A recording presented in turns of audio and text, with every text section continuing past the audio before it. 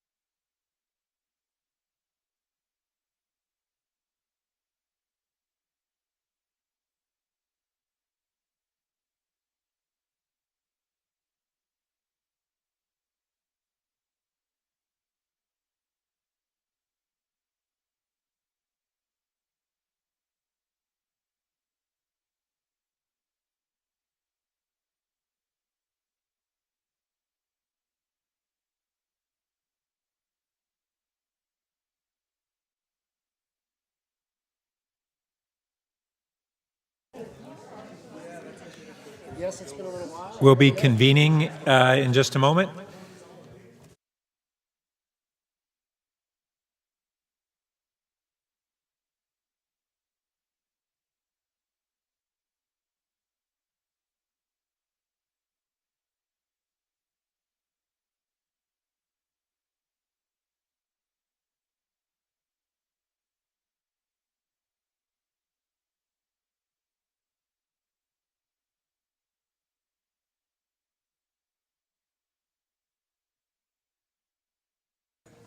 All right, at this time, good evening. I'd like to call to order the VTA Board of Directors meeting of Thursday, August 3rd, 2023. A few housekeeping items. First, we have 4 exit doors in this room. Please take a moment to identify your nearest exit. Public restrooms are just outside the double doors. In case of an emergency, our address is at the Board of Soups Chambers, 70 West Headings, and the nearest AED is located in the hallway outside the chambers. To members of the public, welcome and thank you for attending. In-person attendees who wish to address the board are encouraged to complete a blue speaker card. Those are available at the public information desk at the back. Please submit the completed card to the board office staff before the item is heard. And virtual attendees can use the raise hand function in Zoom or press *9 if you're dialing in. We'll be inviting those who attend in person to speak first, followed by those who are on Zoom. And to my colleagues, please keep your mics muted until you're ready to speak, and then please call my attention if you wish to speak by raising your hand or turning a red light or throw something at me. Thalia, would you please call the roll? Yes, thank you, Chair. Ex officio Abekoga. Blankley, absent. Davis, absent. Dean. Here. Foley. Here. Jane, absent. Jimenez. Present. Alternate Kamei. Lee. Present. Lee Ing. Lopez. Here. Mahan. Montano. Here. Alternate Rennie. Torres. Present. Alternate Turner. Here. Vice Chairperson Chavez. She stepped out just for a moment. She'll be right back. Thank you, Chair. And Chairperson Burt. Here. You have a quorum. Thank you. Kamei's here. Oh, and I see Director Kamei is here. All right. Moving on to item number 1.2, which is orders of the day. I want to note that we have an addendum to our agenda, which is closed session item 9.1EX, conference with legal counsel on anticipated litigation. And then, speaking of the closed session, I just want to note for my colleagues that we have a pretty full closed session tonight. So just want to encourage everybody to be as concise as possible with your comments during open session so that we can make sure we have enough time for a heavy closed session. Staff is requesting to place item 6.8, the FY22 Sustainability Program Annual Report, on the regular agenda tonight. And in addition, are there any other changes from my colleagues or staff to the order of the agenda? I don't see any. Okay. So next is typically awards and commendations, and we don't have any this evening. Pardon me. Oh, I missed that. So we need a motion on approving the orders of the day. So moved. And I will second. And all in favor? Aye? Aye. Aye. That passes unanimously. Thank you. Okay. So we don't have any awards or commendations under item number 2. So we will now move on to item number 3, which is public comment reserved for items from members of the public to speak on items that are not otherwise on the agenda.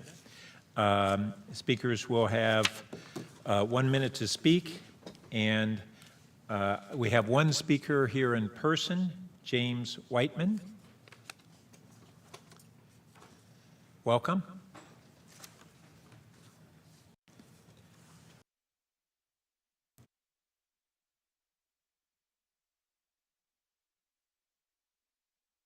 Rail on, is this the one I should use or not? I was on the light rail last week and I was told that somebody wanted to rob me and I said, well, and they said, just kidding. What should we do on light rail when something like that happens?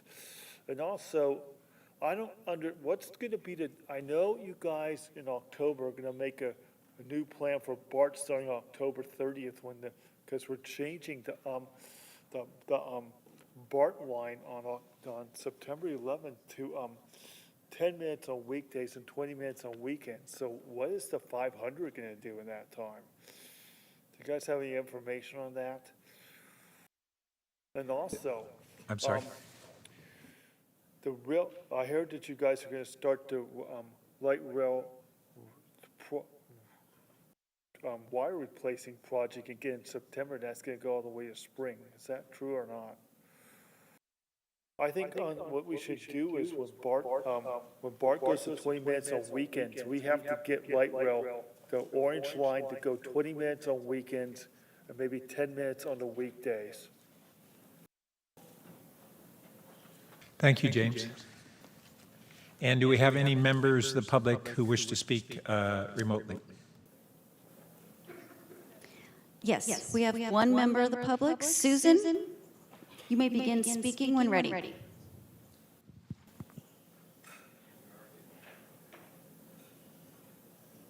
To make my comments now? Oh, geez. Oh, Yes, you may make your comments now. okay. Yes, my name is Susan Price, and I want to support the mayor and Vice Mayor Kamei and the council members Jimenez and Foley to ask the VTA to open up one of its unused sites for an emergency interim housing development, especially since the state will supply the units if we act quickly. We have to do something about the tenants being forced out of their homes. When a new owner, often from out of state or out of country, buys their building, usually an older building, apartment building, and raises the rent beyond what the tenant can afford. This is happening in my neighborhood east of City College. The tenants and their families are displaced, the new owner makes money, and we, the taxpayers, are paying to build affordable housing to keep folks off the street. But we can't do it fast enough. I have a neighbor to whom this has happened recently, and she's now temporarily sleeping on my sofa. Housing is no longer about shelter, it's about investors making more money. Thank you, Susan. We have two more speakers. The next speaker, phone number N4772. You may begin speaking when ready.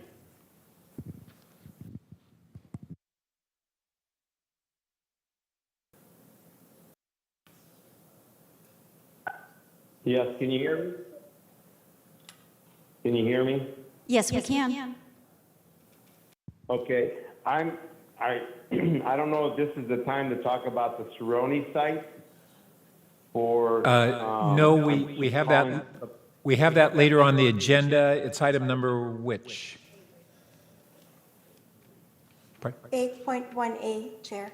Thank you. So 8.18, So and is that you're, going to be quite a while? Okay, is that going to be quite a while then, before we speak? yeah, moderate while. But that will be the time to speak, and we'd Okay. welcome your comments at that time. Okay, thank you so much. I just want to mention the person who just spoke, I thought was talking about the same thing. That's why I wasn't sure. Okay, thanks.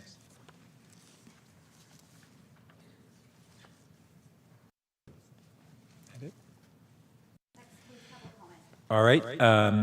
So that concludes public comments. I do want to note that Director Mahan has joined us. And so we will now move on to item number 4, any public hearings, and we do not have any tonight. So then we move to item number 5, which is reports.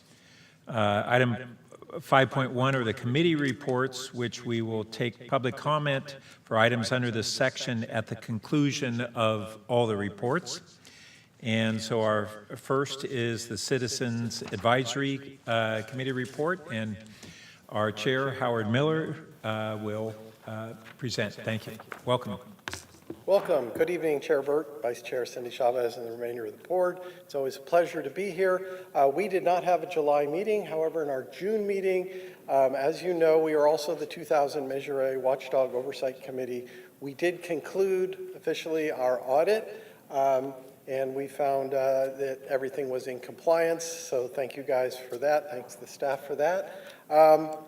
The report is available to the public, and it is a good read, and it does let you know where the taxpayer money is going. So if you could please let your constituents know.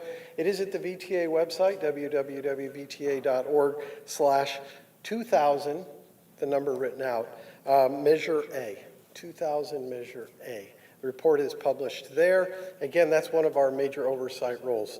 The other thing that has happened in our time off is we have, and I think G&A did approve. Everybody's saying yes. G&A did approve. We did get a new member. George Shea is now a member of the Citizens Advisory Committee. He was in the management team at Kaiser. He has extensive and labor relations experiences, and we're excited to have him as a member of our Citizens Advisory Committee.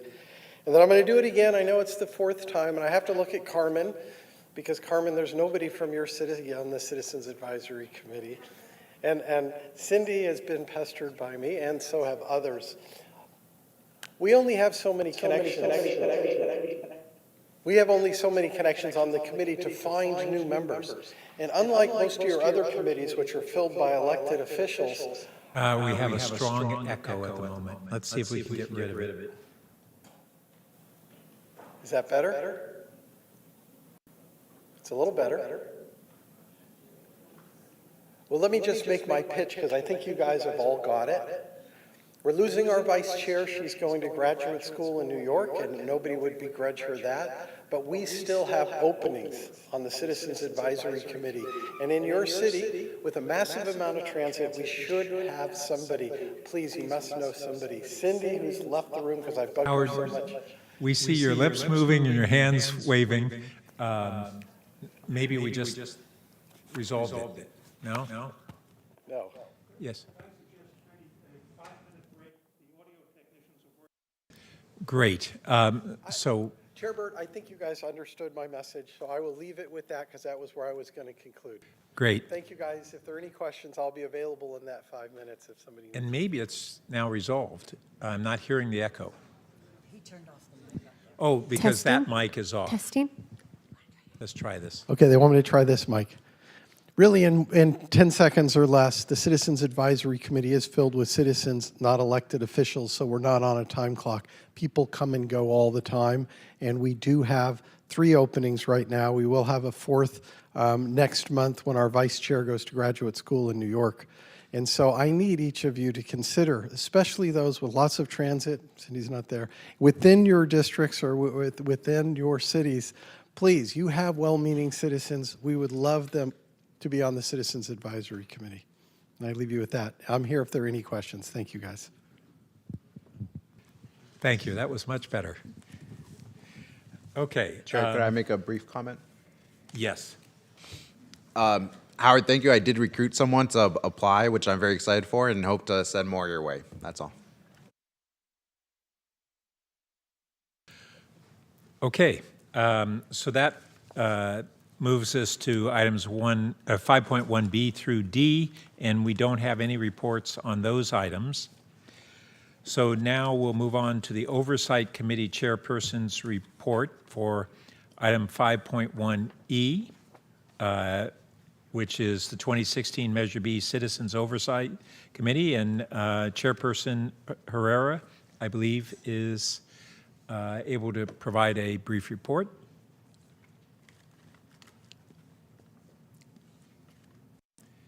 Is she with us remotely? Can you guys hear me? Yes, we can. Oh, okay, great.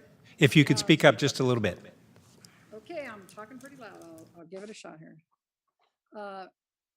Good evening, Chairperson Burt, Vice Chair Chavez, and board members. I want to thank you all for this opportunity to update the board and community on the important services being performed by the 2016 Measure B Citizens Oversight Committee, or as we call it, MBCOC, to fulfill the responsibilities entrusted to it by voters.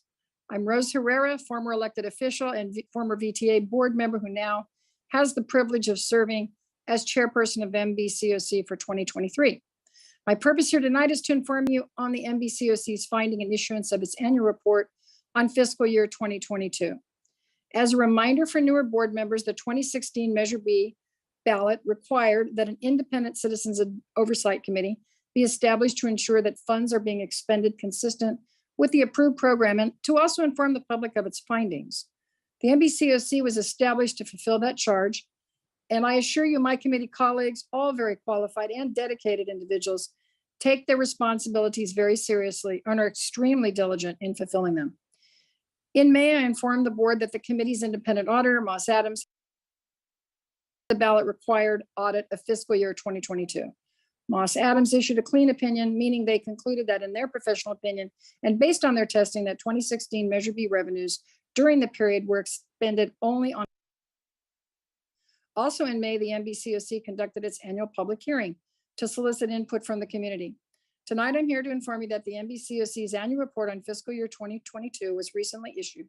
Of primary importance is that it reflects the committee's conclusion that for the period 2016, Measure B revenues were spent in accordance with the ballot.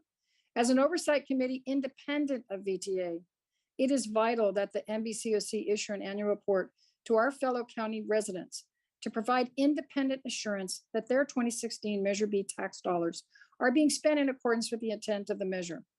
The link for this report was sent to all VTA board members, and it is respectfully requested that you include it in your newsletter or other communication opportunities to help inform the community. In particular, I want to call your attention to the transparency website that you can find in our report. It really goes over all of the programs and projects and gives the public and you an opportunity to really visualize what we're doing or what you're doing.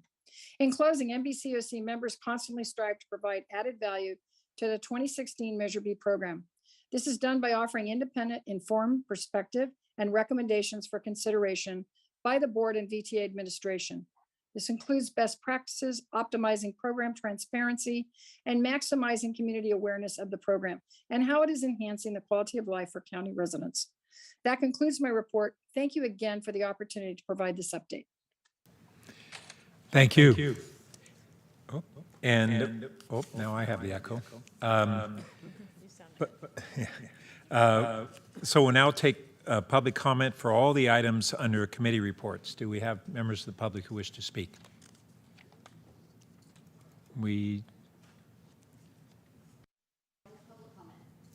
All right, thank you. So that closes item 5.1, and we can now move on to 5.2, which is the general manager's report. Reminder to all the public, we'll take public comment at the conclusion of all items under the GM report. Carolyn? Good evening. I have a few items to let you know about this month. So first up is the bus and light rail operator graduations. On June 28th, we welcomed 27 new bus operators to the VTA family. And then on July 19th, we added 9 light rail operators to our team. These graduations are great events that showcase the hard work that operators put in during training and the camaraderie they develop with each other. I encourage the board to attend our upcoming graduations, and if you want to know when they will be, please contact the board office and government affairs team for more information. Next slide, please. As you know, Friday and Saturday was all about Taylor Swift and her fans in this county. This actually was all over the Bay Area. The Swifties rode transit to Levi's Stadium in force, breaking historic ridership records to Levi's.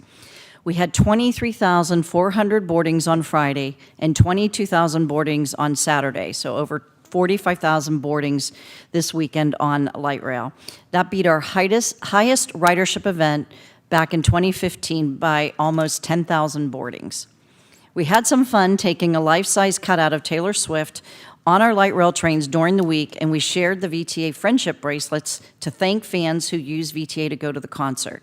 The bracelets were a hit on social media, and it got posted on all platforms, showcasing VTA's dedication to our riders in a fun way. The VTA Friendship Bracelet is at your place. To support local small businesses, we ordered these from a small business, Boho Moon Art, in downtown San Jose, which is owned by 2 sisters from Venezuela, and each bracelet is handcrafted.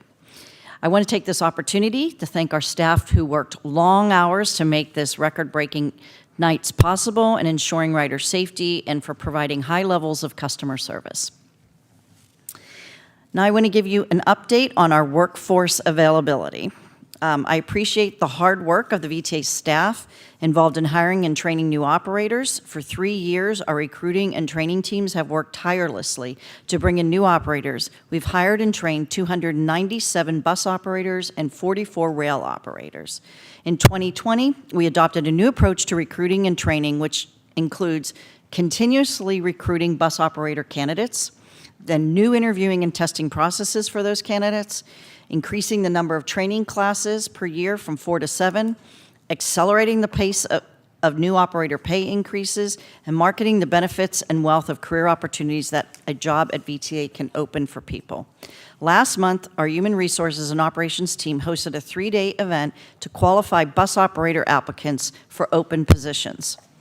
At the end of the 3-day event, we had 1,119 qualified candidates to fill our upcoming bus classes for the rest of 2023. And as a result of the buildup of our workforce, we've been able to slowly restore service bit by bit. However, we are doing so with a very cautious approach so that we don't overpromise and underdeliver. Riders now enjoy service that is much more reliable with far less canceled service than in the past. And as I mentioned, we're closer to being fully staffed with operators, though not quite there yet. Our efforts will continue into 2024. And I'm so proud of our staff, and I want to thank particularly those employees in the operations and human resource divisions for their hard work. Next slide, please. Now I have a brief update on service changes starting August 14th. We make 4 sets of service changes per year, and the August service changes are typically focused on adjustments to better serve schools for the fall term. Starting August 14th, we will be improving on Route 51 between De Anza, downtown Mountain View, and NASA Ames to 30-minute service all day on weekdays and simplifying the route for better service to Mountain View and Alta Vista High Schools. I want to thank Director Omar Din, who organized discussions between VTA staff and the Fremont Union High School District and the school parents to discuss how we can improve public transit service to Fremont High School, which is the #1 ridership generating K through 12 school in our county. We provide extra school trips to carry the hundreds of students that take the bus to school every day. As a result of these conversations organized by Director Dean, we will be speeding up the school trips with a new direct service alignment between Fremont High and the Lake Haven area of North Sunnyvale, connecting to school to where most of the students live. And this new route will be called the 255. Finally, the August service changes will make adjustments to route schedules across the system to respond to new traffic levels and improve reliability. Our next service changes will take place on October 30th, and I'll share those at our October meeting. Next slide, please. On our community events, in order to keep riders up to date on what we are working on and give them the opportunity to see us out in the community, the VTA Community Outreach page is now live on VTA.org. You can see upcoming events, sign up for updates, and learn more about our projects. That page is at VTA.org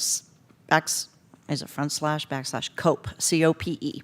On August 7th, we have another Ask VTA planned, this time to talk about the transit-oriented development and land use.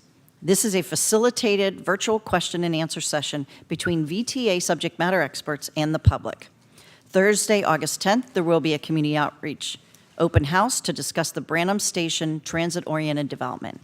And the event will be held at the Pearl Avenue Branch Library in San Jose. August 31st, our outreach team will focus on the future East Ridge Light Rail Station in 2 virtual meetings and engage with the artists designing the artwork to go into that station. 1 meeting will be facilitated in Spanish and 1 in English with the interpretation available. All the information for these events are on our website. Next slide, please. And I'm very proud of our staff's generosity. VTA staff at all locations came together to participate in the 2023 back-to-school drive through the Family Giving Tree. Collectively, VTA staff provided 332 backpacks and contributed 2,740 in monetary donations. This drive also served as a team-building event at some of the yards. Staff came together, went shopping, created assembly lines, and ensured each backpack was packed with all the supplies to help ensure each student in need has the right start for the new school year. Now on to some of our awards we received. I am proud to announce that on June 30th, VTA staff yet again won the Government Finance Officers Association Certificate of Achievement for Excellence in Financial Reporting. VTA staff has received the certificate 27 years in a row. The certificate is the highest form of recognition in governmental accounting and financial reporting, and its attainment represents a significant accomplishment by a government and its management. And VTA engineers continue to impress us with their abilities and skills to work on projects that help improve traffic operations, and they did not go unrecognized at the California Transportation Foundation CTF Awards. This is sort of like the Oscars of transportation projects in the state. On June 7th, the VTA led the project for US 101 Blossom Hill Road interchange improvement and was awarded the Interchange Project of the Year by the Transportation Foundation. This project significantly relieves congestion and improves traffic operations on the freeway and local roadways in the vicinity of the US 101 and Blossom Hill Road interchange, but it also improved bicycle and pedestrian connectivity along Blossom Hill Road and surrounding areas. And these are not the only awards the VTA earned last month. The American Planning Association California chapter has chosen project manager Charla Gomez from the VTA BART Silicon Valley Phase 2 team as the winner of the 2023 Award of Merit in Urban Design for the San Jose Berryessa BART Urban Village Project. VTA worked with San Jose on the award-winning Berryessa Urban Village Plan to build an effective partnership resulting in improved land use on VTA property with more density, including housing and jobs near the station. Congratulations to all the staff who continue to work hard and embody VTA's action values to create, collaborate, and lead. So my next item, I'm actually going to call upon Greg Richardson, Assistant General Manager and CFO. He's going to provide a brief update on the bond refunding transaction that we did over the summer. Greg? Thank you, Carolyn. Just really wanted, well, Thank you to the board, Mr. Chair, Vice Chair.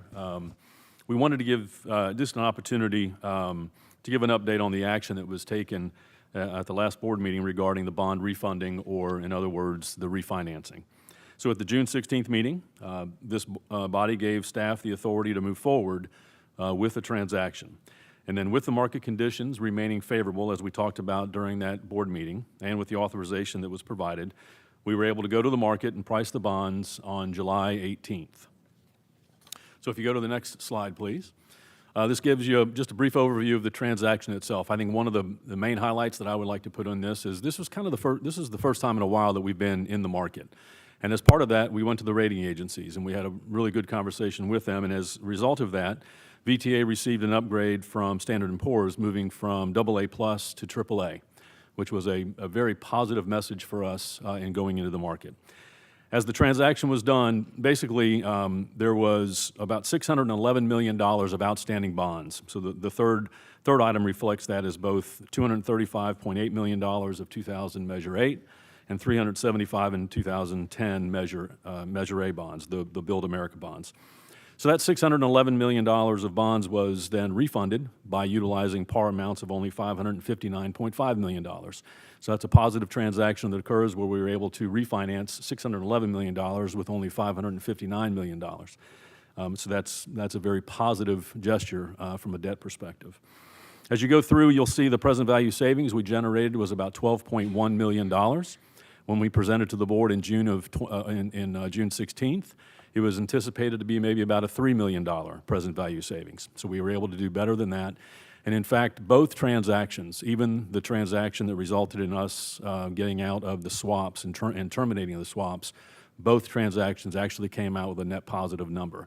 Now, the swap transaction was about $8,000, but guess what? It's positive.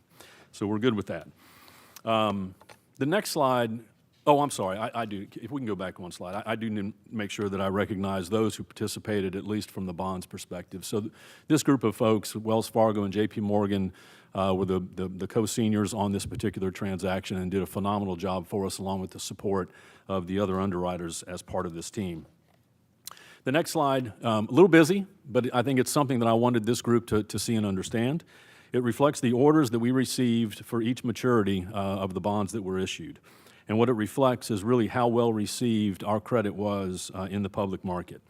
In total, we received orders totaling $2.116 billion for a $559 million issuance, which reflects about a 3.8 multiple as far as oversubscription, and with each maturity being oversubscribed. So there was no need to move things around. It was just showing really the public and the market interest in VTA, and that was just, for me, a very strong indication. And as a result of this, it allowed us to achieve a true interest cost number of about 2.7%. Again, very, very favorable transactions as it relates to this issue. The last slide, just the results, and we talked about this last time. It allowed us to eliminate some of the risk, or all of the risk associated with the Build America bonds, as well as the interest rate swaps that we had. And then at the same time reduced our overall debt service for a present value of $12 million. And then additionally, on a more, I'll call it intangible basis, reintroduced VTA as a high-quality credit for the public to see, now AAA. And it showed the investor interest as we move forward with potential new issuances and other issuances that we'll come forward with. So all in all, a very, very good transaction. And I would be remiss if I did not at least thank really all of the parties engaged in this transaction. This was not an easy transaction. This was very complicated. And on top of that, we were pushing very aggressively to get it done as quickly as possible. And so the team that was put together really did a phenomenal job. And my special thanks really go to Michael Smith, who is our debt and treasury manager, and our financial advisor, Peter Ross. Those two really bird-dogged this whole thing completely and really ran it to ground, which was absolutely phenomenal during the summer, during vacations, to get us to where we were. So I cannot thank them enough. And so with that, I'll turn it back to Carolyn. Thank you. Thank you, Greg, and extend my appreciation also to Michael and to Peter and the whole team for getting us these great results. Now,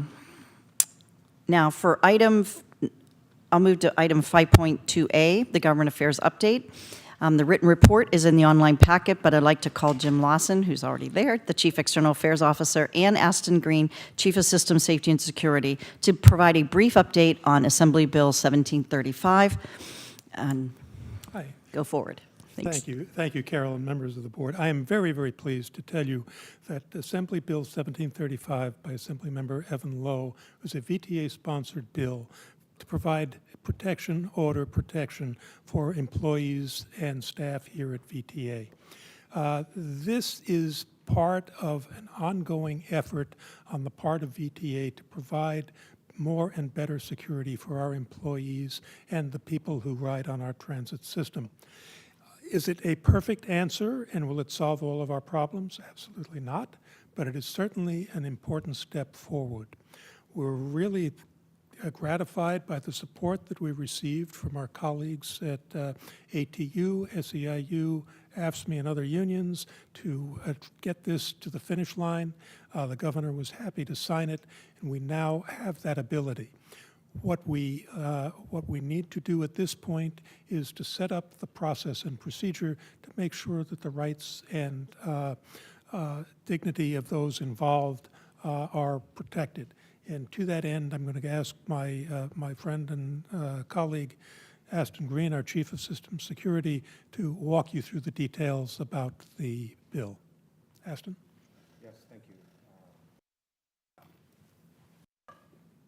Okay, yeah. Thank you so much for that comment, and good evening, Mr. Chair, Vice Chair, members of the board. Yeah, I can't be more excited about this opportunity. It is a huge first step for us to be able to better and more effectively deal with some of the common issues that we face in the realm of safety and security, particularly for our operators. So as noted, this originated as a response to employee concerns around operator assaults raised at this meeting, as well as a request from our vice chair to seek new legislative tools to enhance operator safety. And so with the governor signing this into law on July 13th, we are now poised to take a huge leap forward. I can't overemphasize how the advocacy of AB 1735 represented a collaboration between employees and VTA, and this was critical to securing the bill's authorship and eventual passage. Key elements of the bill that I want to draw to your attention is that it requires us to form a board-approved advisory committee. And that advisory committee has to be consistent with representation from community-based organizations like youth groups, transit groups, law enforcement, bargaining units, mental health providers, et cetera, to approve what will essentially be new prohibition orders or a new customer code of conduct. I think that this is going to empower VTA to be in a position to deal specifically with repeat offenders on our system that may threaten our operators over and over again. And I'm excited about the program that we're going to establish. Some of the things that are required, besides the board-formed advisory committee, is cooperation, obviously, with our district attorney's office, because as a requirement for us to take action, there has to be a prosecution or an arrest. We'll have to create a campaign and do a lot of community outreach related to a new customer code of conduct. And then, of course, I think what is perhaps a key element is the training for the security team that's going to be responsible for enforcing prohibition orders. So I think we're on effective trajectory to address security concerns. This is one tool that'll be part of a suite of solutions, but I'm excited about this first step. And we are joining other transit agencies like LA Metro, BART. I've already had some communications with them. I, in fact, at LA Metro, used this authority to address some of the security concerns there. And so I've seen it successfully implemented. expecting to see the same results here. So again, I would like to thank our employees for their advocacy and Assemblymember Lowe for authoring the bill. So yes, part of a larger effort, but excited about it, and I'm happy to answer any questions. So can I just also add, I really want to thank ATU Local 265, as well as the state regional levels for helping us support this bill, really working as well with Evan Lowe. They wrote letters as well supporting it. So I really want to thank, it was really, a lot of advocacy to help support this effort. One of the things that it does simply allow us to be able to pursue an action against somebody who is assaulting our drivers and our passengers. The other thing, because really right now the onus is on specifically the bus operator, because we don't have that ability to do that. So this legislation will allow us now to do that. So that's so important, because it is difficult for an operator themselves to separately pursue that action with the district attorney's office. So this will really help us to be more in line. Every agency pretty much has to go separately to the state, have a sponsor of the bill. So I really want to thank Assemblymember Evan Lowe for actually doing that as well for us. So yeah, they're happy to answer any questions as well.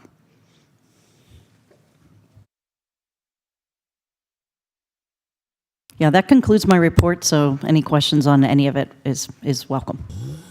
All right. So before checking with colleagues, we'll now take public comment on the item.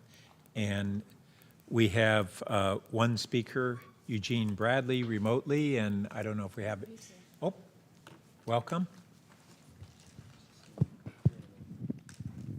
Evening board members, Eugene Bradley, Silicon Valley Transit users, in vivo and color, live and in color. I want to commend VTA on behalf of our group for the excellent service that they had for the Taylor Swift concerts last Friday and Saturday. I wrote a letter supporting that to this effect, though.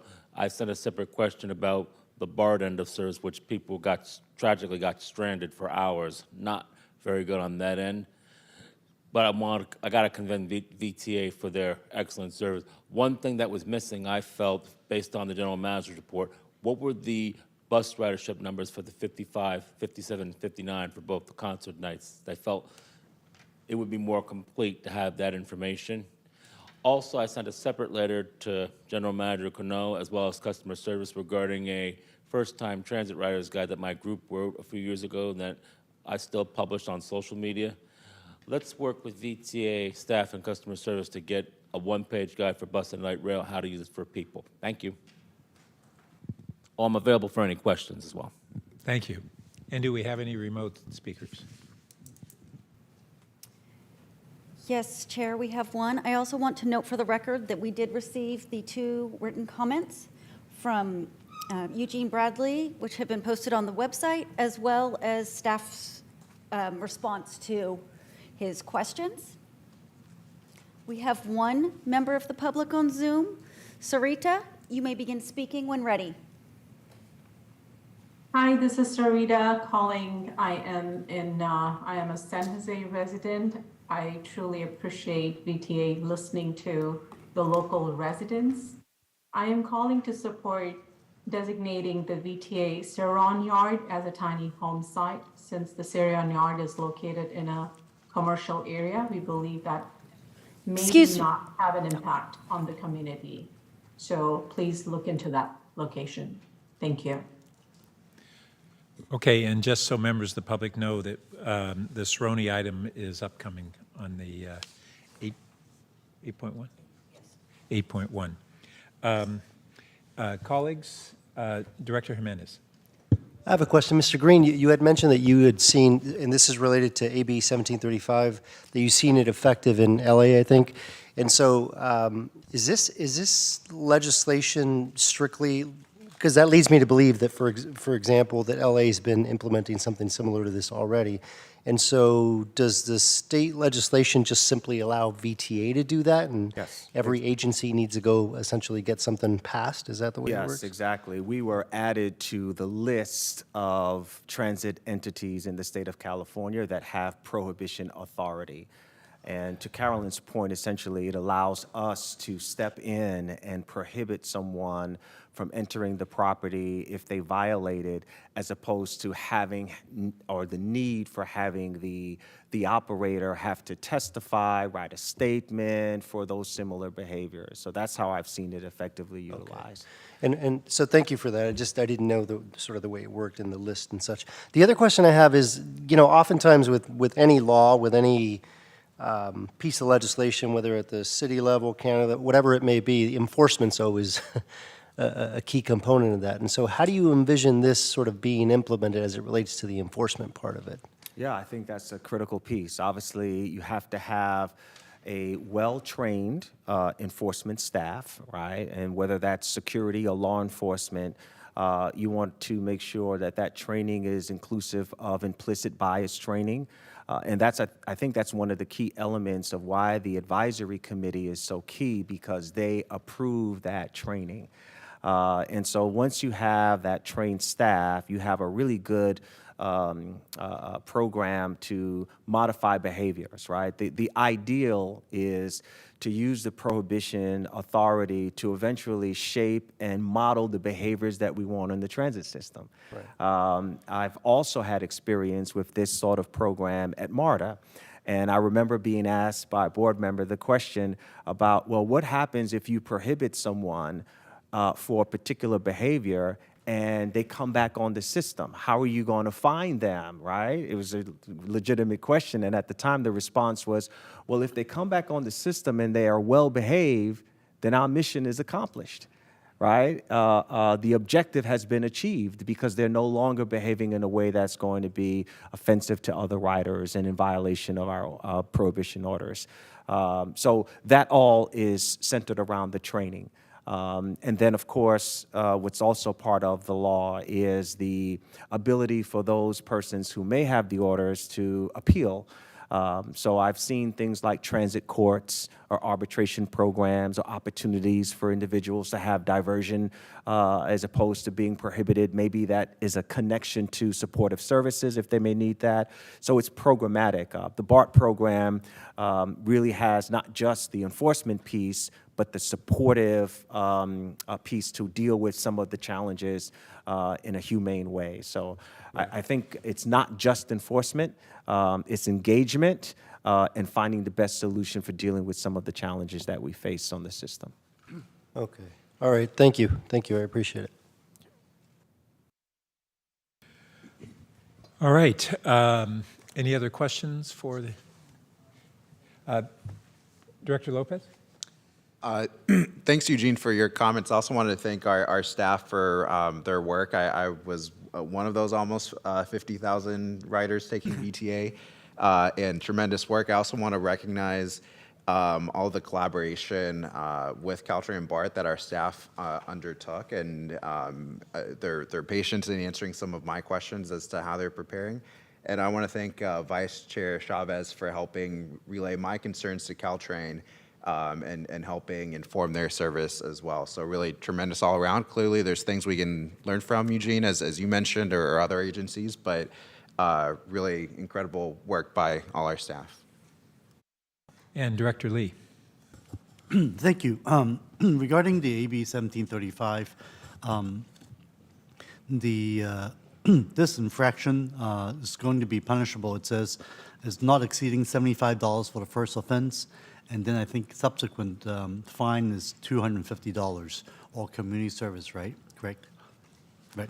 And on this one, are we going to have more signs or posting now that this, I see you nodding, so we're going to have some signs and posting all over our district to make sure people know that this is in place? Oh, yes. Director Lee, that is required as Yes. part of the legislation, and we will indeed do that, exactly that. Thank you for the question. Yeah, great, thank you. And then the other thing is actually not relating to this, as an early issue regarding this bond swap, good news that we got.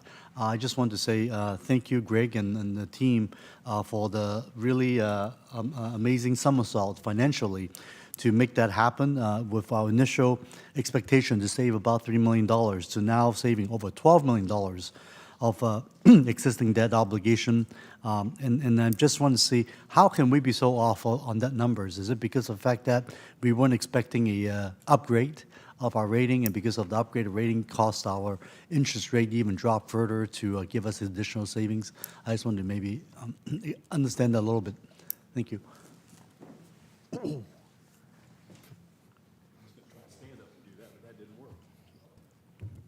I was going to try to stand up, but that didn't work. Yeah, it was a confluence of things. So number one, the market continued to stay pretty much in our favor. So it was a better market on that week than it was when we first put together some numbers. Two, I'll always be conservative when I come to you guys. Three, yes, the interest that was seen by us being out in the market was much greater than I would have anticipated. And so the premium that we received in issuing these bonds was, from my perspective, pretty phenomenal. And so the upgrade helped, but us being back in the market and people seeing us, I think, showed the excitement that people have with VTA overall. And so that's what makes me excited about the next issuance that we do. Yeah. Well, thank you very much, Craig. This is certainly great news, and this is no small chump change when we talk $12 million in those one swap. Thank you. Director Din. Thank you. This is in reference to the part of the general manager's report around the new route that was created in Sunnyvale or reinstated. First of all, just thank you so much for the work that you had put into it and for the shout out. But I really wanted to take this moment to say thank you to all of the incredible people who were part of that, especially our staff here at VTA, such as Manalo and Jay Tyree, who I know are here. And then as well, none of this would have happened if it weren't for our incredible community members in Sunnyvale, especially from the Lakewood and Snail Neighborhood Association, but also from the Sunnyvale Equity and Education Group, C, and specifically Peggy Brewster. So I wanted to take this moment to really give credit where credit is due. Thank you. All right, that looks like that concludes the questions for the GM. And so we'll move on to item 5.3, which is the chairperson's report. So first, on June 26th, the VTA board and committee members, Sergio Lopez, Carmen Montano, Evelyn Chua, Jonathan Weinberg, all attended a tour of the Guadalupe Light Rail Yard, and they were able to see firsthand the intricate mechanics and meet the dedicated staff that work to ensure the seamless operation of the light rail system. Walking through the different buildings in the yard, including overhaul and repair, the paint shop, and the operations control center. And next slide, please, I guess. We have that? There we go. They had an extensive tour. The next item is we had the National Night Out. The community outreach and public engagement staff participated in 5 National Night Out events this last week. Events were in Morgan Hill, San Jose Districts 3, 4, 5, and 8. And the focus of National Night Out is safety with an emphasis on community resources. COPE, or the Community Outreach and Public Engagement staff, provided information on the Eastridge to BART Regional Connector, station access studies, community-based transportation plans, the newly launched Guaranteed Ride Home program, and Ask VTA upcoming events. These 5 locations were supported by VTA facilities teams who were deployed to set up tables, chairs, and pop-up tents simultaneously. So that concludes my report, and we'll now take public comment on item 5.3 if we have any.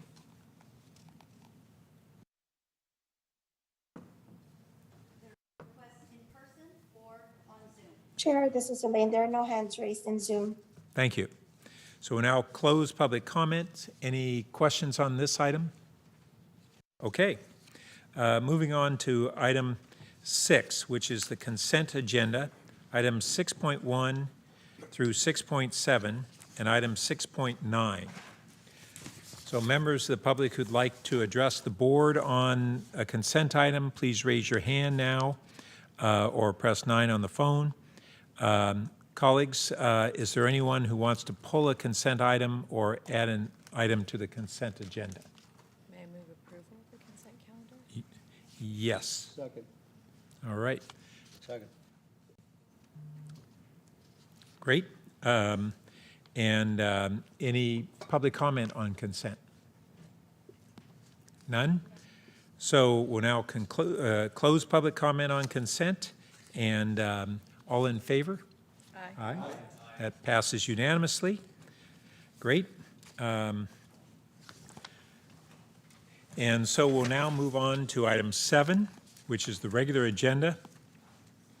First item is item 7.1, an action to authorize the general manager, CEO, to execute a contract with Tetra Tech, Inc. for a threat and vulnerability risk assessment, a TVA, and multi-year training and exercise program for a base contract period of 6 years, from August 30th, 2023 through December 31st, 2029, for a total contract amount not to exceed $7,976,755.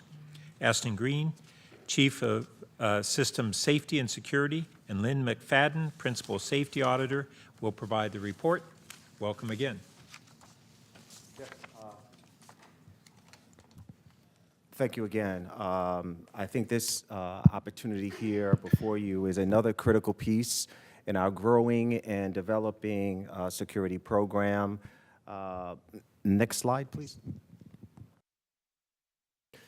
So, as mentioned in the request to authorize this vehicle for security success, there are some key elements here that speak to what has been my observations for some immediate needs since my arrival here at VTA, soon to be a year.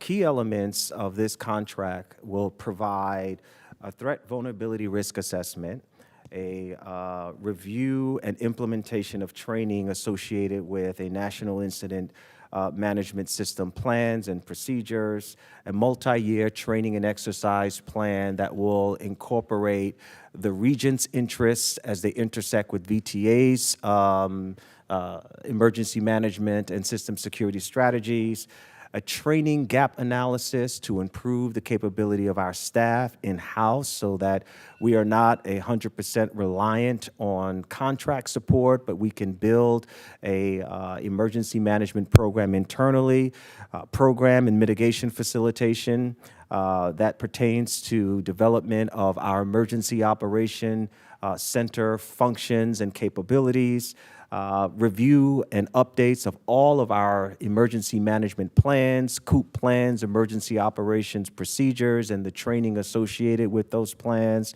And I am very excited that it's going to really catapult our program and increase our capabilities to respond to and recover from all serious hazards and potential disasters. Next slide. These are just some elements for the TVA. For your own edification, it is referred to as what they call the SMART methodology, a system-wide multi-hazard threat risk tool. There are 7 elements of this TVA. They consist of a criticality assessment, a threat assessment, a resiliency assessment, vulnerability assessment, consequent assessment, risk assessment, and a cost-benefit analysis. It is truly the soup to nuts of TVA programs and models. And what's great about it is that it will make recommendations based on observations that take cost, that take impact, that take strategies and tactics all into consideration. So very critical to how you begin and launch a emergency management system security program. And I think what is perhaps most effective about this tool is that as you begin to make improvements, the tool is actually a tool that can show you buying down risk over a period of time. So it's data-centric, and it quantifies the condition of system security for VTA. So I'm very excited about it. Next slide. What you see here in the industry of emergency management is called the planning P. We will professionalize our ability to implement the elements of the Planning P. It consists of our course training and what I mentioned earlier, which was our MTEP. And it will provide a roadmap of training and exercises. And what do I mean specifically?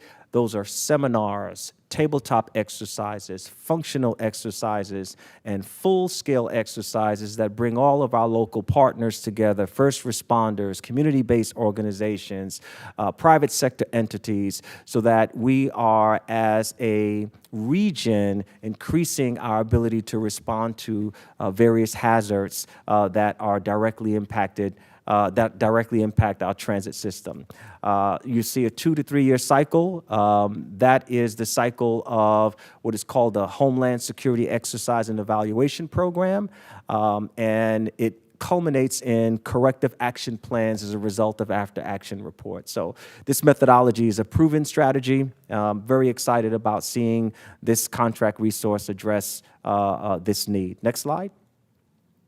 I mentioned this briefly, the administrative gap analysis. You know, a self-assessment is important. Knowing where we need to go and what strategies we need to implement to get there is part of the gap analysis. So, for example, how many people do we need trained in order to activate a EOC at a level 1 activation? And how many people do we have trained, right? And what's that distance? How do you close that gap? And you build your training curriculum using that sort of analysis. So we're excited that that tool is going to be available to us. It's going to create a schedule, a curriculum, an aggressive one, so that we could rapidly increase our capability. Next slide. Another element of the program is to really mature the emergency management functions for VTA. And that is based on what you see here are the pillars of emergency management: prevention, mitigation, response, and recovery. Each one of these pillars have a set of principles and concepts and action items that you take that are born out of recommendations coming from APTA, recommendations coming from TSA, recommendations from DHS, and we'll see those things implemented here as part of this program. So this wheel that you see is on a continuing basis, and it'll center around our Emergency Operations Center functions and capabilities, and it'll sort of undergird the way we approach everything from special events to natural disasters to all types of hazards that we may face now and in the future. Next slide. Some of those examples include the items you see here, and you can never over-prepare for these type of scenarios, and the planning efforts will begin almost immediately with your support tonight. So I'm excited just to get started, because these are things that we can't start to address too soon. Next slide.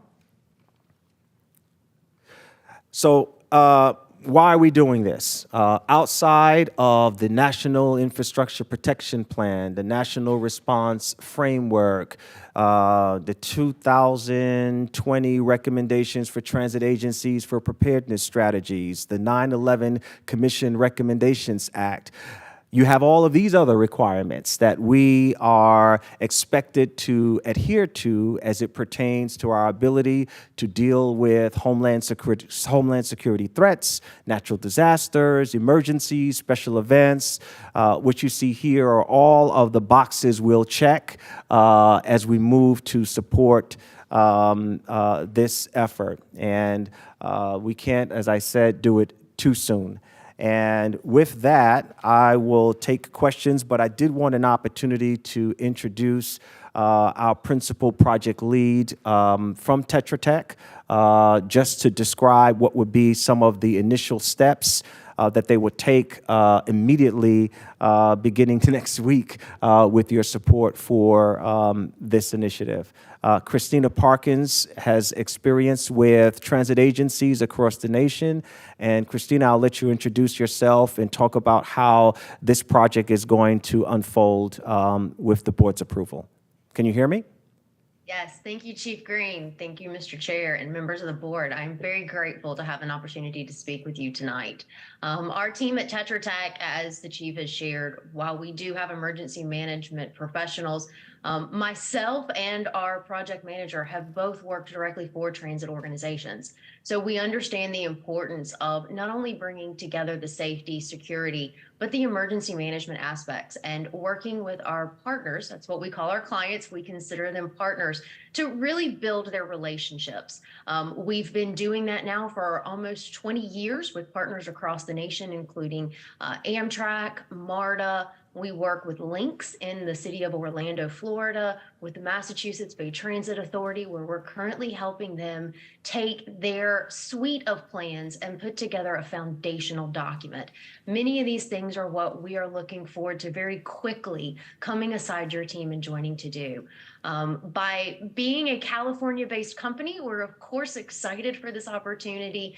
And one of the things that is great about our organization is we have a huge depth of staff and we are ready to quickly jump in. So I know, as the chief shared, one of the first things we're going to do is get that gap analysis and really work with the chief and with Lynn McFadden to make sure that we come up with a program that really makes your organization more resilient. We are prepared to get started right away and are very excited to work with some of our partners for this.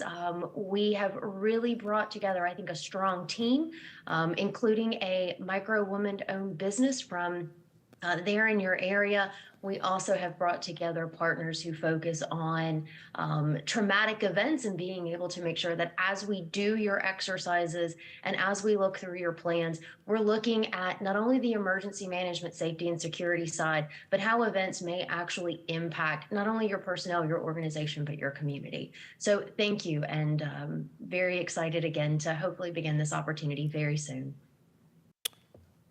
Thank you. And I'll hold for any questions, but I submit for your approval this action to award a contract with Tetra Tech Incorporated for the Threat Vulnerability Risk Assessment and Multi-Year Training and Exercise Program for a base contract period of 6 years, beginning August of 2023 through December of 2029, for a total contract value not to exceed $7,976,755. Thank you. Thank you, Aston. And before hearing from colleagues, we'll go to members of the public, but I do want to just note how enthused you seem to be to get going on implementing this program, and I'm really, I think we're all glad to see that. So do we have members of the public who wish to speak on this item? There are no members in person or on Zoom. Thank you. So colleagues, Director Kamei, did you wish to speak? Go right ahead. Thank you so much. Just briefly, I understand that there are going to be like 2 3-year cycles in terms of the training and all of that. And I was just wondering, is that typical that you would have 2 in a series? And, you know, I'm just wondering about the effectiveness, because I was just wondering about the 6 years. Yes. And so just for information, just wanted to know a little bit about the 2 cycles. Yeah, because I think part of the initial sort of analysis is to see what is the level of capability we could have. So for example, I would love to do a full-scale exercise this year, right? But it sometimes takes 8 months to plan that. So we wanted to maintain some flexibility with the planning circle, but I still want to make sure that we accelerate our tabletops and our functionals so that we can get to a full-scale exercise within the first 2 3-year cycles. And I think that is an aggressive agenda, but I want to wait for the project team to be able to provide a different schedule based on their initial assessment of what we're capable of doing in terms of coordination with the region. Thank you so much. This is critically important, so I commend you for wanting to sort of jump in there and do all of that, because the sooner the better.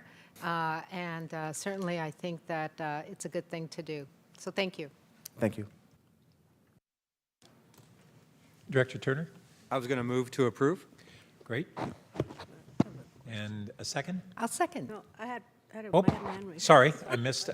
So we'll have the motion on the floor, but before proceeding, going to Director Montano. Thank you, Mr. Ashton Green, for your presentation.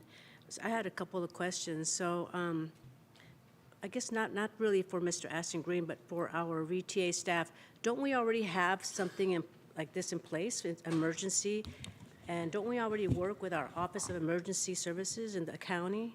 So what's the difference? Yeah, we do, and Aston can describe this a little bit more. We have what we need per se, but it hasn't been as well coordinated over the last few years, and we've had a lot of changes in staff. And I think a lot of the focus in the last few years has been the pandemic and other areas, but we need to actually be able to be better coordinated with all the legislative and the regulation changes that have happened. But Aston, I'm going to have you answer that as well. Yeah, that's an excellent question. So what happens is, let's say the county EOC, right? Once they're activated, they're expecting your other critical infrastructures to have their own internal emergency operations center and emergency management functions so that they could coordinate with. And so there are, I mentioned some of the regulations earlier that require this. There are 16 critical infrastructures throughout the nation. They all have to achieve what DHS calls core capabilities. Well, transportation, mass transit is one of those sectors, and there are a list of expectations that they have to have so that they can coordinate with federal authorities, state authorities, local authorities for emergencies when a disaster occurs. So what we have now is sort of the beginnings of that staff, right, and that capability. This will allow us to better achieve those coordination communications, 24-hour ability to respond to disasters, having a formal EOC plan and staff that's trained. And to the point made by Carolyn, over the years through attrition, we've lost some of those skill sets. So we're really in a rebuilding phase, and it's transformative for us. It does meet new standards for transit agencies. And so you'll see a improvement, if you will, in how fast we are able to respond, how effective we're able to respond, so that we don't have to rely so much on county and state and local resources. I do think, talking about the EOC plan, we really don't have an up-to-date EOC plan. We didn't have an EOC manager, so we are hiring an EOC manager very soon, I hope. And we did the interviews for that. We actually need to do a business continuity operations plan so that we're able to get up and running under various scenarios. Now, these are all activities that need to be done.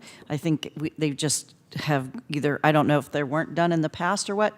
We need to get up-to-date training. The training hasn't been done. So there's Aston's come in. When I came in, there were definitely some holes we had seen in our organization. It's sort of true with a lot of other organizations, but we definitely have lost, just through turnover and attrition, the abilities to actually have a robust enough program that we should have at the size agency that we are. Okay, great. And also, are there other agencies that you looked at, and was there a bid process? I'm sorry, what was the question? This is for staff. Oh, Are there other agencies that do this kind of work, and was there a competitive bid process? Yeah, you can add, there was a competitive bid Yes, process. this was a competitive RFP, and most major transit systems in the nation have an exercise program like this. I've done this for at least 15 years between my experience in Atlanta at MARTA and at LA Metro, and I have seen the benefits, especially when you have large-scale events like Super Bowls and World Cups.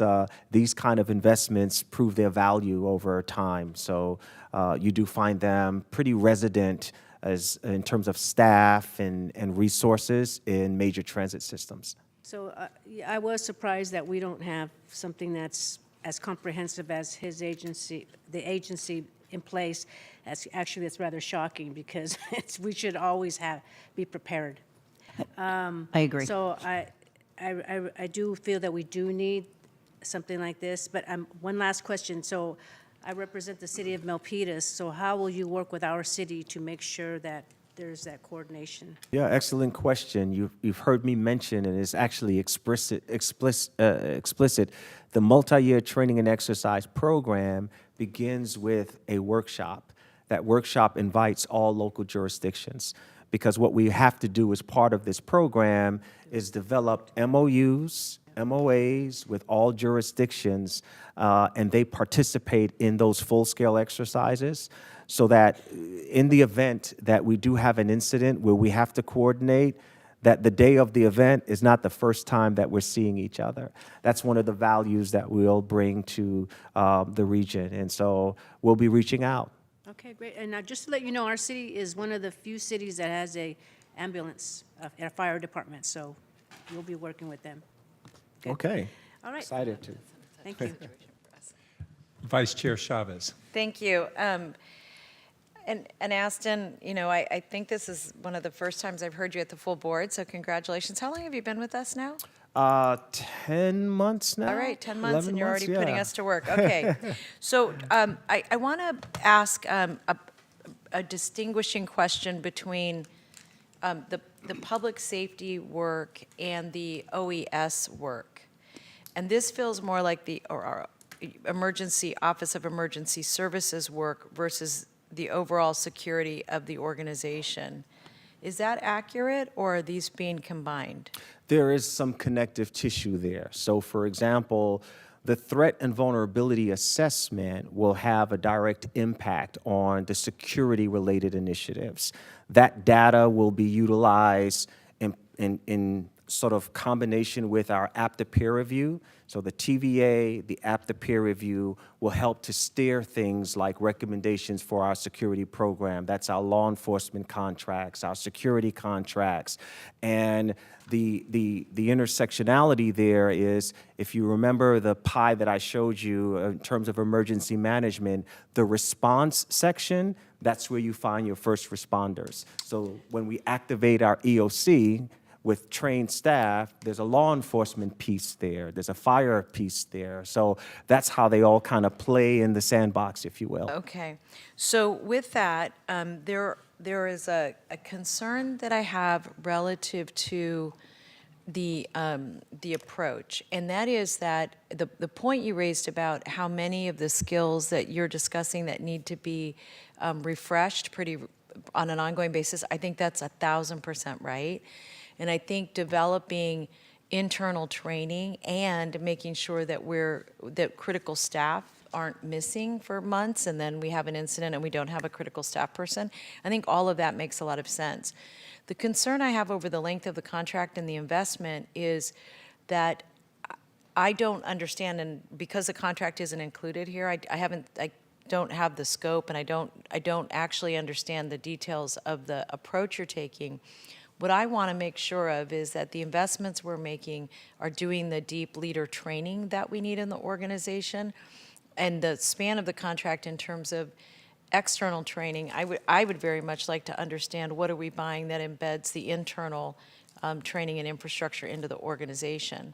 So I just want to put that in one bucket and then talk just about the security issues in another. And that is to say that I am very interested in understanding, and I think I did this as a referral, to deeply understand how much money we're investing in security throughout our organization, through our contracts with the sheriffs, Allied, even the folks who do fair inspection. Yes.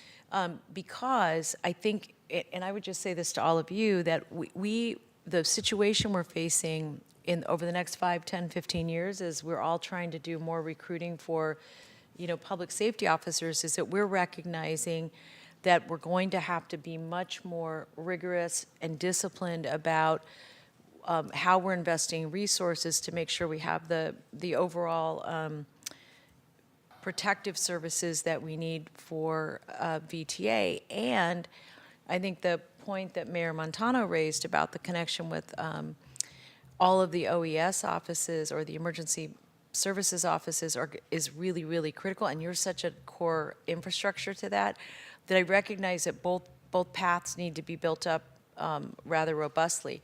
But what I want to make sure of is that after the assessment is done, that there's a robust discussion, at least with the subcommittee that's looking at safety, and that discussion, that the board has a full understanding of what's going to be necessary for the emergency management component of the organization, along with the security component of the organization, at the same time, prior to the trainings beginning, because again, what I want to understand is those tools and trainings that are going to be embedded in the organization and the leadership that will be developed internally across all of those different sectors, along with what we anticipate the interim costs and the long-term costs are going to be, because I think the board's going to have to make some decisions as we move forward relative to how those investments get made.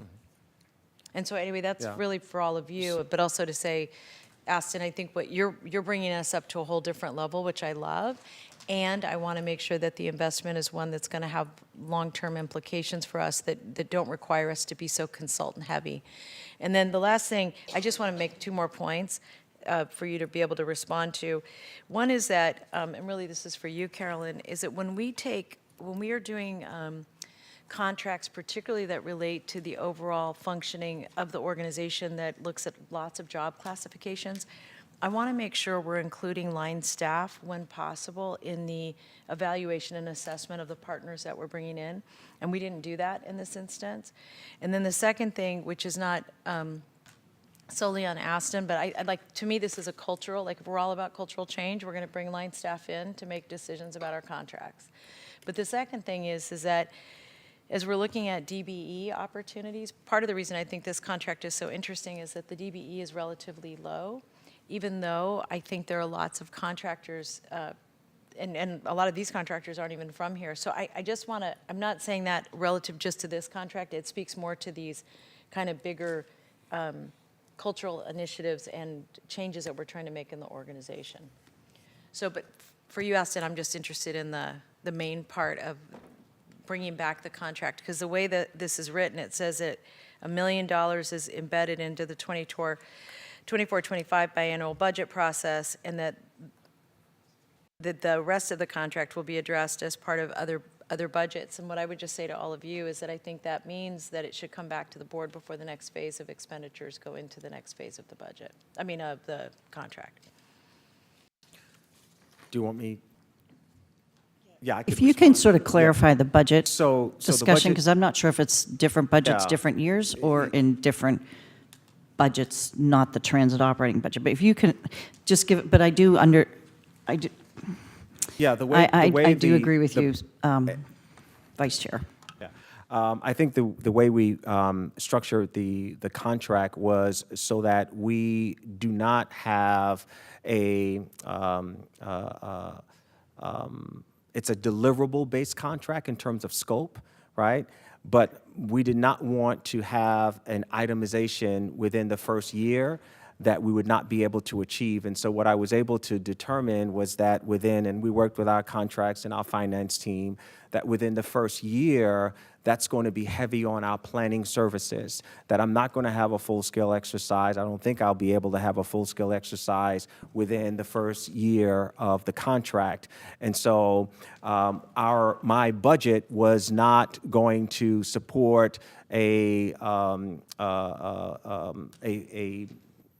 20% of the contract value within the next 2 years of our budget cycle, right? So the majority of this contract's expenses is going to be in the later budget years, and I'll have the ability to adjust going forward based on budgetary projections for what the schedule is going to dictate. So if I know I'm going to have 2 tabletops, a functional and exercise, that'll be reflected in my budgetary projections for FY25, FY26. But if I know we're only going to have 1, I will adjust the budget accordingly. So that's why you see the first year is specified, so that I would not have the need to have a huge chunk of the contract value within the next, 12 to 24 months. And I understand that. I will say that the fiscal impact and what's on the recommended action and under the fiscal impact section don't don't clearly align the way, the way you just described it.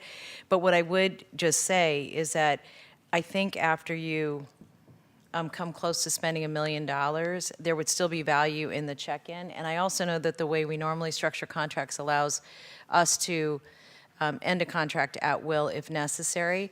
And so based on all that, I don't feel a need or an obligation today, colleagues, to reshape the structure of the contract, because if the report back comes to the full board, or I mean through committee and then to the board with answering the questions that I raised, then I don't think there will be an issue in terms of further expenditures.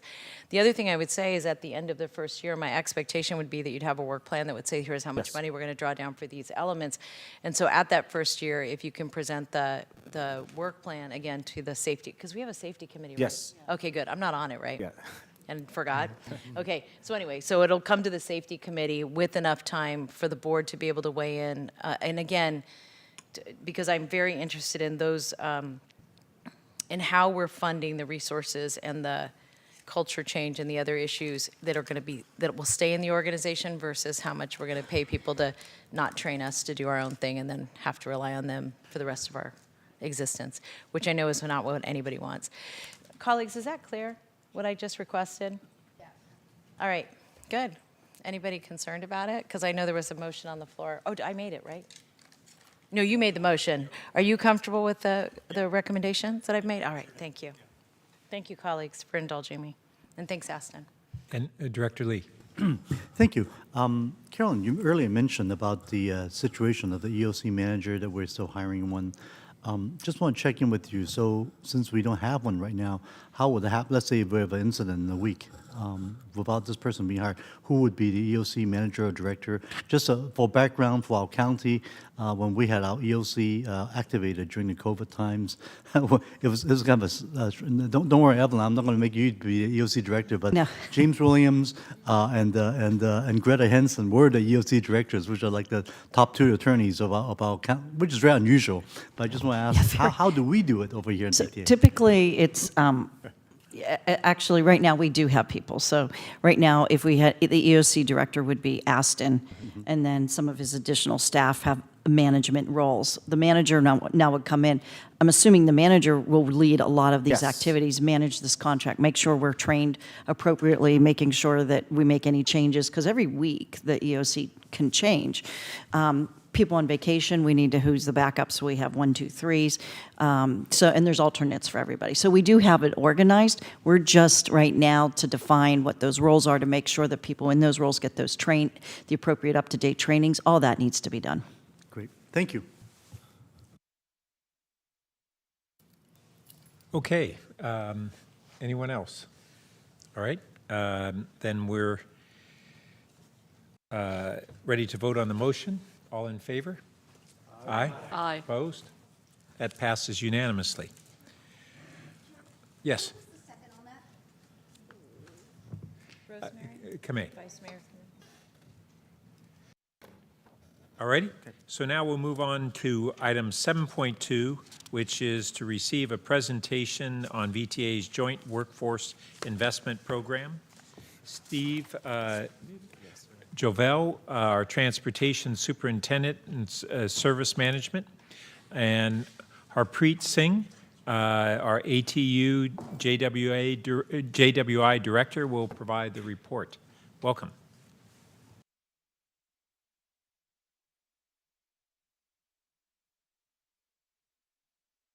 Steve, make sure you give your title and your role with JWI. Thanks. Good evening, Board Chair, Vice Chair, Board members, General Manager. My name is Steve Jovel. I'm a Transportation Superintendent with VTA. I manage the ATU VTA Labor Management Partnership, also known as JWI, Joint Workforce Investment. Good evening, board members. My name is Harpreet Singh. I'm a coach operator out of Shaboya and currently assigned to JWI from the union side by Local 265. So the JWI partnership began in 2006 and has evolved to include a coach operator mentoring program, 5 apprenticeship programs, which are registered either with the Department of Apprenticeship Standards or the Department of Labor. The 5 apprenticeships that we currently have are coach operator, light rail operator, service mechanic, track worker, and overhead line worker. Next slide, please. Some of the challenges which led to the partnership between VTA and ATU Local 265 include ridership decline, a loss of sense of honor and professionalism from bus operators in the community, trying to limit the workplace health impacts for operators, and recognition that the union and agency have a lot of common goals and share the common livelihood. Next slide, please. Around on the left are the pillars of the JWI: workplace solution, career development, public service, and health and wellness. To the right are some critical areas that have been developed through JWI: worker to worker, veteran operators, mentors, work with new operators, mentees to discuss the day-to-day challenges such as difficult passengers, dealing with traffic challenges on the road, difficult schedules on daily basis, work-life balance, and career opportunities. Worker voice have the power to voice concerns to management and participate in the formulation of best practices, policies, and procedures. Health and wellness provides support for worker by teaching stress reduction techniques, healthy eating habits, and exercise routines. Also, with the help of the 526 Resiliency Center and the Bill Wilson Center, mental health services are a key focus and available for all of our employees and their family members. We also work with Balance Point. Yes, sir. We also work with Balance Point, who also serves as our neutral third party to assist in many areas, such as conducting confidential focus groups. Neutral third party also facilitation when needed for JWI leadership and partnership. Balance Point also been helpful in acquiring funding sources for JWI through grants, reimbursement, and other resources. Next slide, please.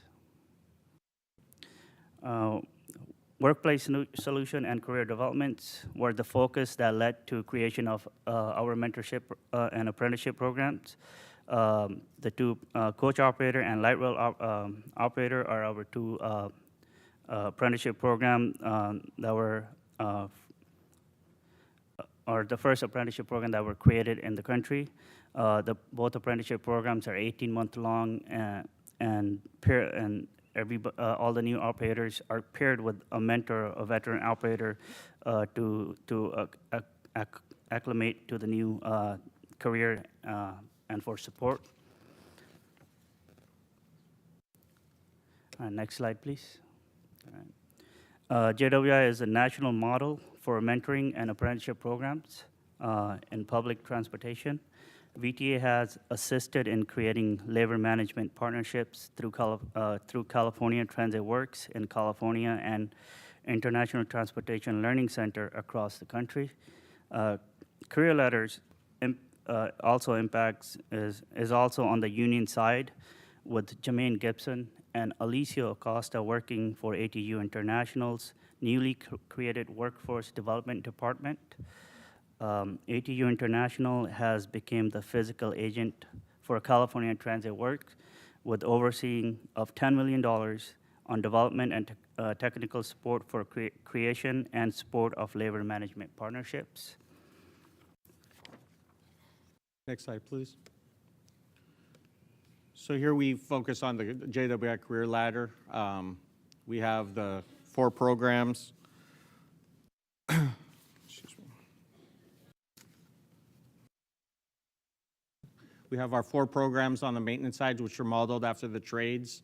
And we have the service mechanic, the track worker, and the overhead line worker. Next slide, please. We're going to highlight the overhead line program. it's been critical as recruitment for VTA into the power department.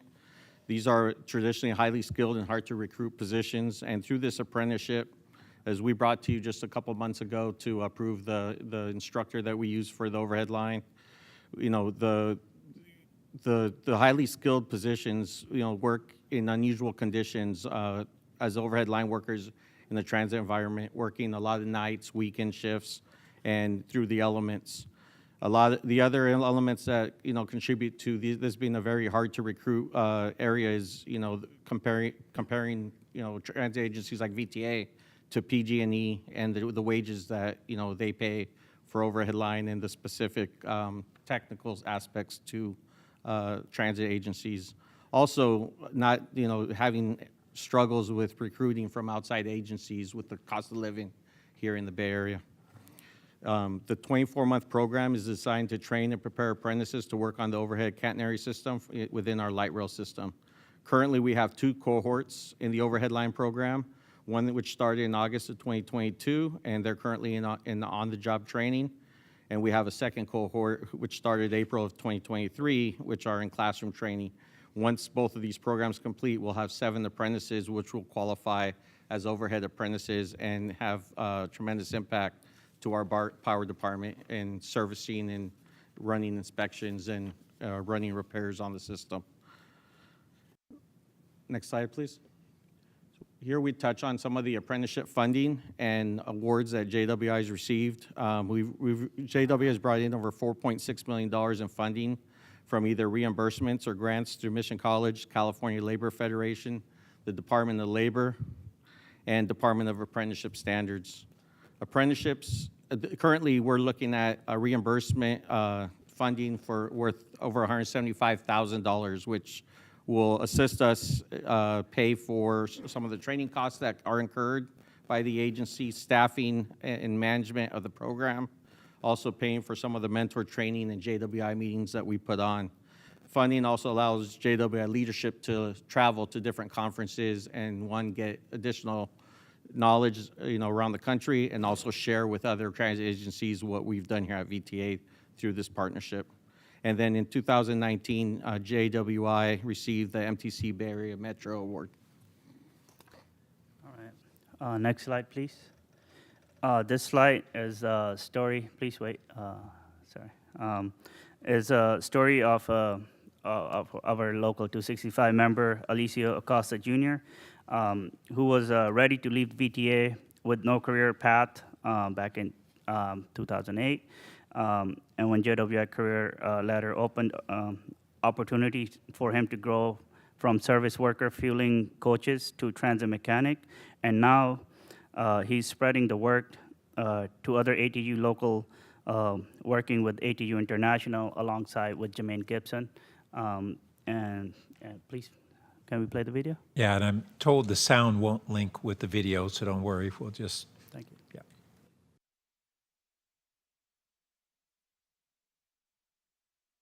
My name is Alicio Costa Jr., JWI maintenance lead and mentor on the bus side. I started with VTA in 1999 as a service worker, fueling coaches, sweeping coaches, washing coaches, parking coaches. And it was a pretty good job, but after around 7 or 8 years, I wanted something more. And unfortunately, there was no room for growth on the fuel island or even in the maintenance department without plenty of experience. So I started to look for employment elsewhere. Before I could do that, a business agent from ATU Local 265 approached me to say that they were working on a partnership with VTA to start a mechanic helper program, and that could give me the experience I needed to move up in my career at VTA and to please not leave the company. I was part of the first mechanic helper program in 2008. What an experience. And that changed the course of my career.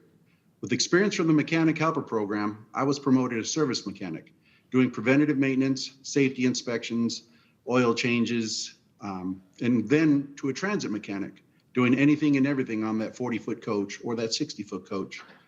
Engine diagnostic, HVAC, electrical issues. That experience allowed me to move over to the overhaul and repair department, where I was building and fixing huge buses, engines, and transmissions, the ones I had been changing oil on a few years before that. The JWI program allowed me to build a rewarding career with valuable skills and I wanted to pay it forward and help my coworkers at VTA and ATU attain the same success. I became a mentor to ensure that VTA and ATU had the best trained mechanics with the path to move forward in their careers. And it is so gratifying to know that other agencies around the country are using our program and our partnership as a model to produce the same stories at their agencies. Thank you. So that's an overview on our joint workforce investment, labor management partnership. We'd be happy to take any questions. Carolyn, did you? Yeah, I just want to say, thanks to Steve and Harpreet. They work very closely together and help manage the program as well as others who are here. We do have a good relationship with Mission College, and they're sort of the third partner in this. You might want to speak a little bit to that. And the other thing that's really interesting is this is truly a partnership. So how we get through things is actually always leaning back on sort of how we're working together with JWI when we're dealing with it's not collective bargaining. This is really truly a way that we absolutely look towards what we can do that's in the best interest of our employees and their members and giving them paths to grow. So you want to talk a little bit about that partnership with Mission College and what we're doing? Yeah, so Mission College serves as our education partner through all of our apprenticeships. You need an education partner. Each of our apprenticeships have a college. We are able to provide college units with this partnership with Mission. It ranges from 18 college units through 18 through 26, depending on the program. And the apprentices, after completing the year and a half to 2-year programs, are able to use those college units as elective units. One thing that we've really tried to focus on with that relationship with Mission College is providing all the different benefits that Mission College students provide. They're not all available to all of our employees enrolled through Mission College in the apprenticeship programs. Actually, we're currently in the process of developing a specific benefit page for all of our apprentices that, since they're enrolled, they're available to them. And we've really made a focus for the first several years of our apprenticeships. We never stepped foot on Mission College. Currently, over the last 6 months to a year, we've started to have our first JWI class on campus to show that connection with Mission College. So it's a really good partnership. Carolyn, thanks for bringing that piece up. And Harpreet, if you want to talk a little bit on the partnership piece and how it helps us. No, like just having, when we sign up as a job to start at VTA, we don't realize that we're learning at the same time on the job training, right? And as Steve mentioned, taking the employees to Mission College campus opens doors for them. Mm-hmm. They realize that, the education, while we going through college, we are also enlisted at Mission College. Why not take other classes? And we have seen operators take classes at Mission College, and, there's a few of them are working toward possibly AA degrees. And and which also enlightens some of the other benefits that we have at VTA, such as reimbursement programs that we provide to the ATU side of the membership, and those funds rarely get used, but by taking the new operators to Mission College, and they see the opportunities and are using the benefits that are provided to them. Well, thanks, Steve and Harpreet. We'll now take public comment and then come back to the board.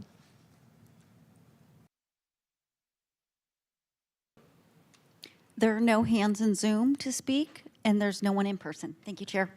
Okay, Director Foley. Great, thank you. Thank you, Steve and Harpreet, for your presentation and the work that you're doing. I think it's so critical for us to help educate our staff and allow them the opportunity to advance within the VTA program. It keeps retention of our employees. It increases happiness and well-being amongst our employees. Anything we can do to help them achieve a higher level of commitment or dedication to the job makes them feel better about the work they're doing, and all in all, that trickles down to the work that they're doing for us. I'm just so delighted to see what the work that you're doing and hear this report. So thank you for sharing that with us, and I wish you continued success in it. Thank you. Thank you. Director Montano. Thank you, Chair. Thank you, Harpreet and Steve, great presentation, and it makes me feel really proud that this agency is providing opportunities, opening doors for their employees. Not many agencies do that, but we do, and this is wonderful. It's great news. I'm glad that we're helping our employees succeed. Thank you. Thank you. Director Lopez. Thank you so much. We should be really proud of the work that you're doing here. You said it, but I see us as national models and certainly regional models as well in the work that we're doing. I had a question, which was one on the slide showing kind of the reasons, the impetus for doing this work. There's a point I found interesting about loss or decline of honor and professionalism, and I may be missaying that a little bit. I'm just wondering if you could speak to that a little bit, because I found that interesting and troubling, and then how the program is working to address some of those issues. Well, coach operators or operators in general are not looked as professionals, right? And traditionally, agencies have thought that, if someone leaves, we're easily replaceable, right? So bringing up the professionalism and manners of how to work with your coworkers, how to work with management, how to deal with public while we are operating on the road. Especially nowadays when there's a lot of the public riders who are going through either financial challenges or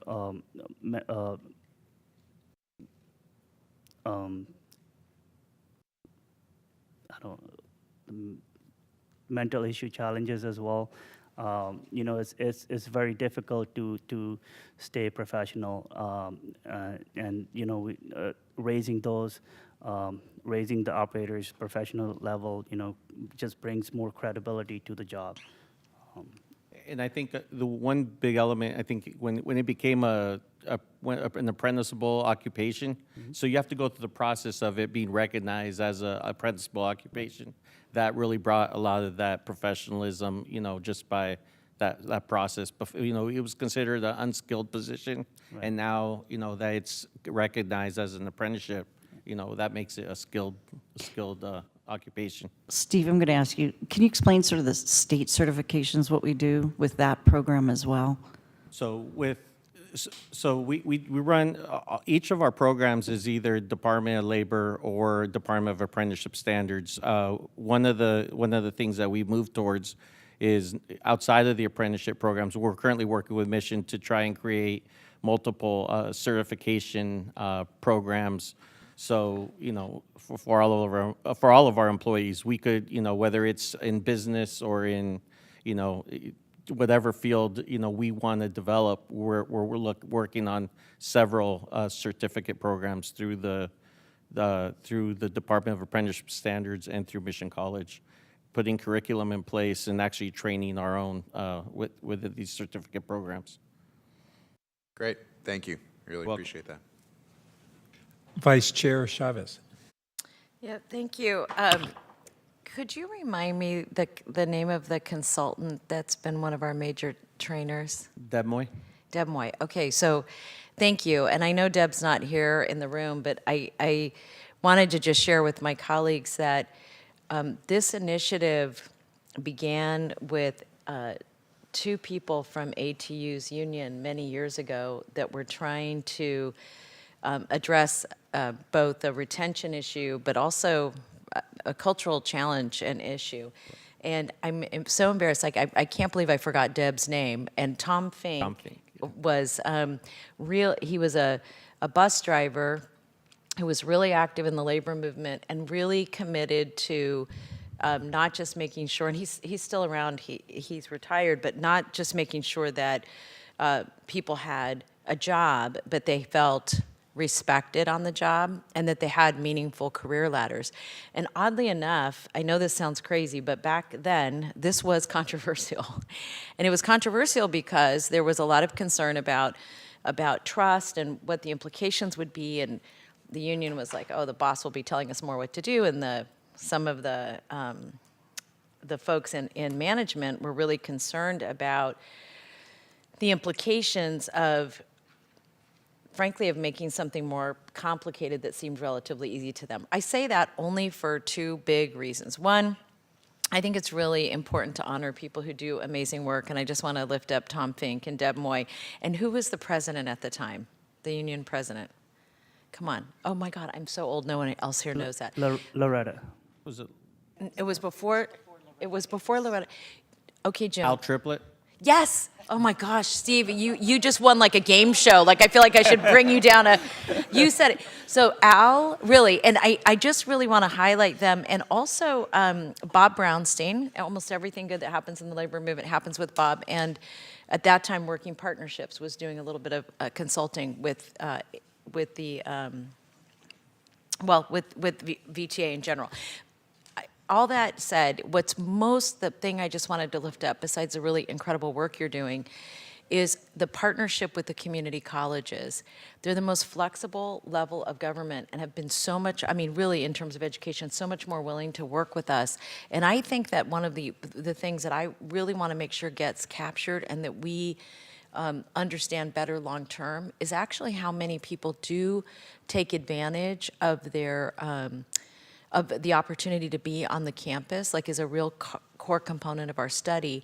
And then the second is, does being on a college campus give us an opportunity to recruit into VTA using you guys are you already working on that? We are currently working. Actually, we're throughout the recruitment efforts with Mission. We're trying to partner with some of the ads and radio ads and things like that to show the partnership and the relationship between VTA and Mission College and the opportunities that there are to come in through the entry-level positions and the career ladder and advance their career.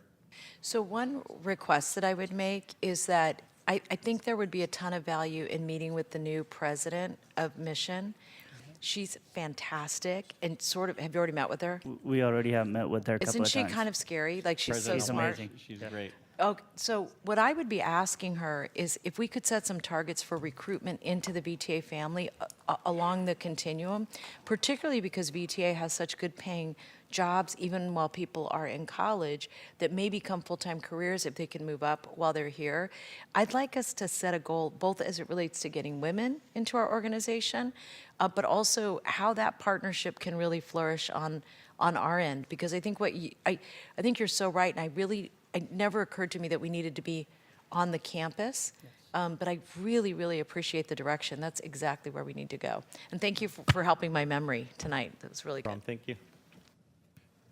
Well, I'd just like to echo what a great model program this is. It's something that even within our city utility, we've looked at this model for our needs for high voltage line workers in city electrification that's happening. And one of the great things is that it provides these great careers that are well-paying and in demand for people who have grown up here and have family here and don't want to have to leave our area to have both valuable and well-paying careers. And on that note, if you have handy, can you refresh us on the pay scales that are in both just in the apprenticeship program and then for journeyman? What are the ranges of salary? So the ranges, it's for all, and each of our apprenticeship programs are for current VTA employees.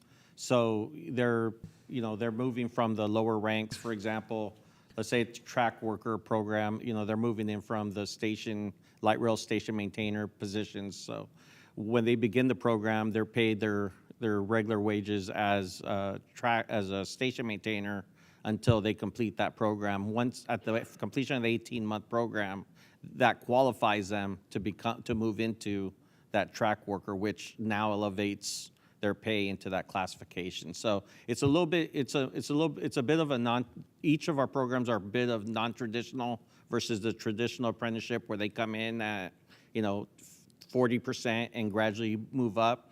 They're already employees and they're getting paid their regular wages for the classification that they move from. So the journeyman pay range is from what to what?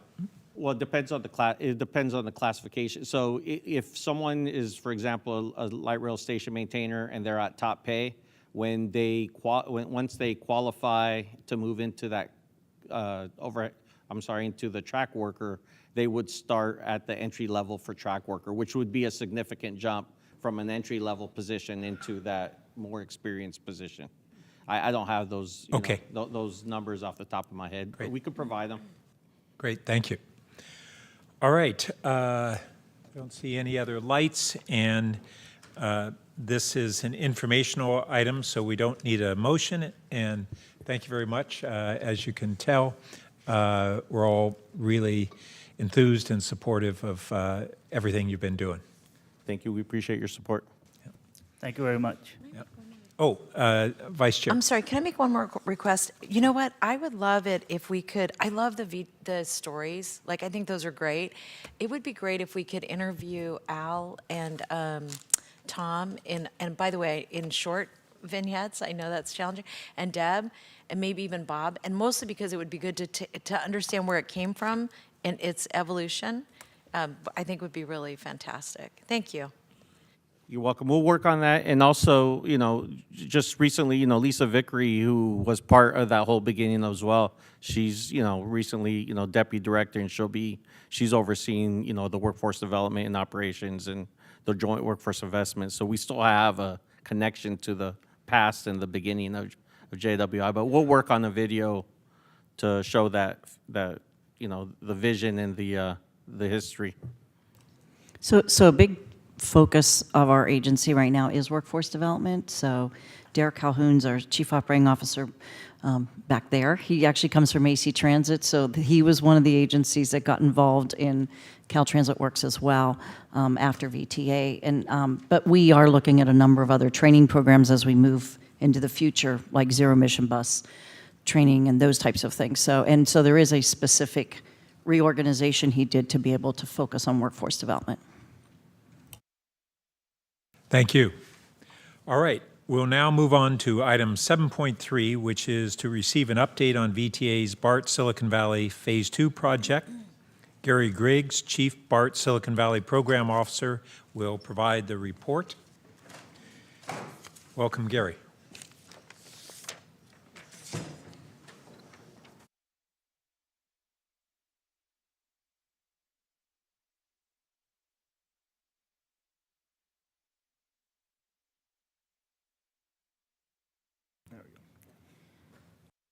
Okay, thank you. Chair Burt, Vice Chair Chavez, Directors, General Manager Ganot. My name is Gary Griggs. I'm the Chief Program Officer for the BART Silicon Valley Phase 2 Extension. Thank you for the opportunity to speak to you tonight and give you an update on the project. It's been a very busy summer for us, even though we had a break in board activity. The project team has been very busy in terms of the entire VTA organization, my project team, consultants supporting us, and our contractor team, Kiewit Shea Trailer. The reason we continue to push hard is because we understand the importance of this project to Silicon Valley and to the region. It's a critical transportation project and will bring much needed relief to congestion and enhanced mobility in the region, and also the environmental benefits that come with it. And it is the completion of the Silicon Valley extension, the final 6 years, 6 miles. And so that obviously is very important as we bring that transportation service into San Jose and Santa Clara. And one of the other things that's going to accomplish the 70-year vision of ringing the Bay with rail transit and all of the connectivity and intermodal benefits that will be forthcoming from that. So that's why we're all, just as we all are, driven by this project. Next slide, please. So I'd like to give you an update on some of the activities that have been occurring since our last board meeting. We have undertaken a very intensive value engineering effort, a workshop that was conducted, and looking in particular at cost-saving measures on the project. We're also advancing the design of the systems and the yard and stations portions of the project, and in light of the contract packaging that I've been discussing with you over the course of the project. A lot of ongoing coordination with BART, who are going to be our operator and maintainer of the system, and also continuing close work with the cities of San Jose and Santa Clara and the many other stakeholders that we're working with. Next slide, please. I'd like to in particular talk about the big tunnel and track work contract that we awarded a little over a year ago. Kiewit Shea Trailer, our contractor team on that.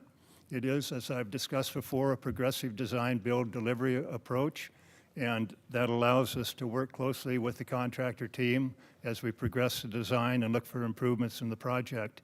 And as I have reported in the past, we had a very good innovation phase of working with them and brought forth major benefits to the project. They're advancing their professional services component, their design, so they're doing their design in addition to what we're doing with the other parts of our team. We are addressing cost and schedule issues with them as well, so we're continuing to work closely with the Kiewit Shea Trailer team to make sure that we can come to agreement on what the cost and the schedule of their portion of the project will be. We also had a very intensive constructability workshop with the contractor team looking at construction approaches. We're continuing to work on the early work packages that we brought forth to you in the past in preparing things like procuring the TBM and associated works in the West Portal. And then the tunnel boring machine.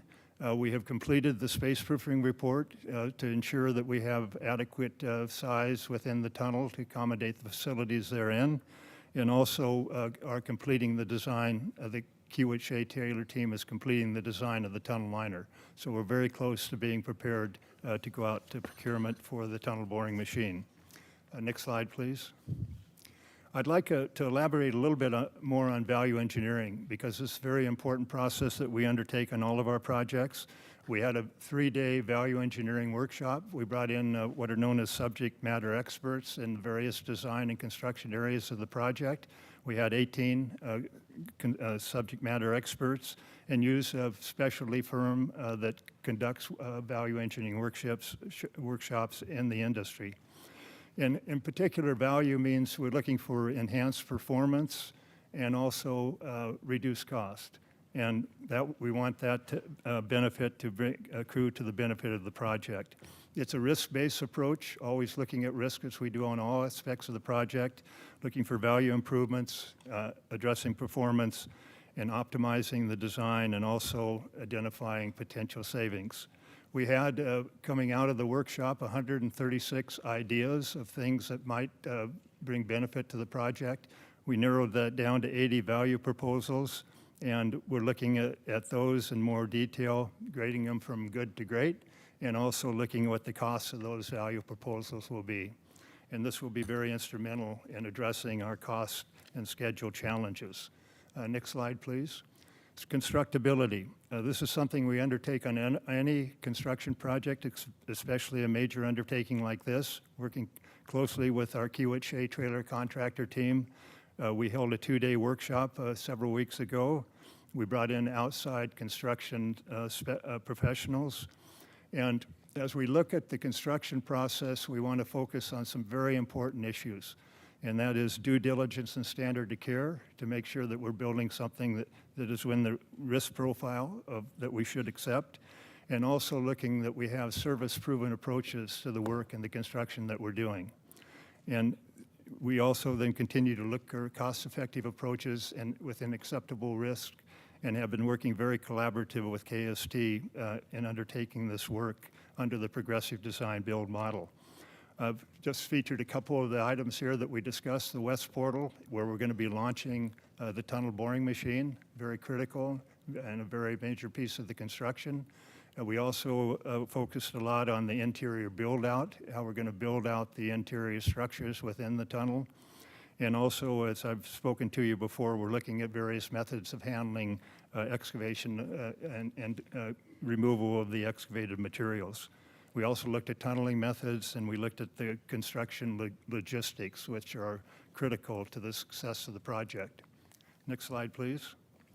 I'd like to give you an update on the Federal Transit Administration work that we've been working with them on. We have ongoing monthly meetings with Federal Transit Administration and the project management oversight contractor, both at headquarters and at region. We are undertaking regular risk reviews for the project and have invited the Federal Transit Administration and the PMOC to join us in those risk assessments. We have submitted all of our management plans and procedures to the FTA as part of our entry into New Starts Engineering. And we've transmitted all of our technical documents, meaning the engineering plans, specifications, and reports. So those are in the hands of the FTA as well. And now we continue to work towards entry into New Starts Engineering. Next slide, please. I wanted to give you a quick report on the project financials. We're active in 3 of the standard cost categories of the Federal Transit Administration in terms of site work and special conditions, in terms of right-of-way land and existing improvements, and then professional services, where the greatest amount of activity thus far has been in planning design of the system through professional services. I do want to caution that the budgets that I'm showing here are the previous budgets that go back to August of 2022, and we are updating those as part of our new baseline costs and schedule. But I did want to give you a report of where we are financially on the project. Next slide, please. So here's the challenge that we're facing now, and this is the final part of the puzzle that we have to put the Federal Transit Administration as part of the New Starts entry, and that's the baseline costs and schedule. And so I've been reporting to you for some time now what we're seeing in the economy and the impacts of that on us in terms of the escalation and increasing interest rates and the other factors that are affecting all of the projects around the country. We're doing a lot of things to try to mitigate that. I've reported to you on the contract packaging and the timing that we're applying to the program to try to protect us against some of these economic impacts. And very importantly, we will be coming forth with independent cost estimates. And those will be coming in shortly, and that's going to give us a good check against the estimates that, in particular, that our contractor team has put forth, and that we can then get some checks and balances to have various assurance, good assurance that our costs and schedules are reliable.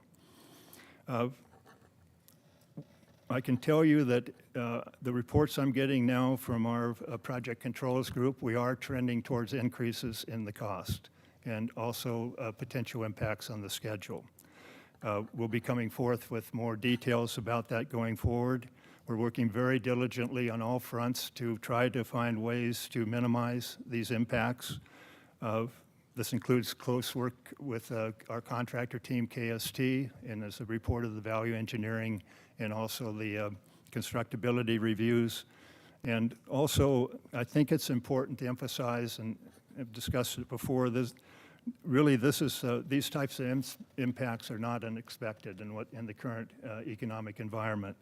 And we're seeing these across the country, if not around the world, in terms of major infrastructure projects are being affected by this. So we're trying to do everything we can to minimize these impacts. We will be coming to, in September, to hold a board workshop, and we'll be able to bring forth further details of that as we get the value engineering constructability and also the independent cost estimates. We're also benchmarking against other projects around the country to monitor their trends and also see what they're doing in addressing these challenges. So that's our greatest challenge right now in the final part of what we need to complete to move forward with the FTA into the New Starts engineering phase. So with that completes my presentation, and I'm available for any questions. Thank you. We'll first take public comments if there are any.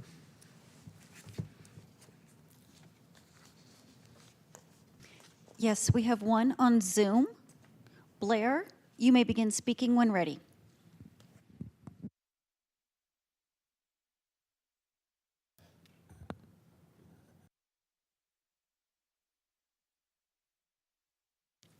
Blair, we can't hear you.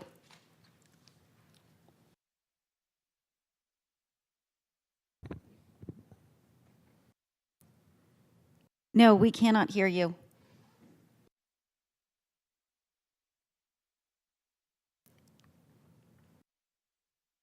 We can give it one more try after hearing from our board members. Okay, we do have a couple other hands, so we'll Okay, go to great. those and then we'll come back to Thank you. Blair. Okay, Sean, you may begin speaking when ready.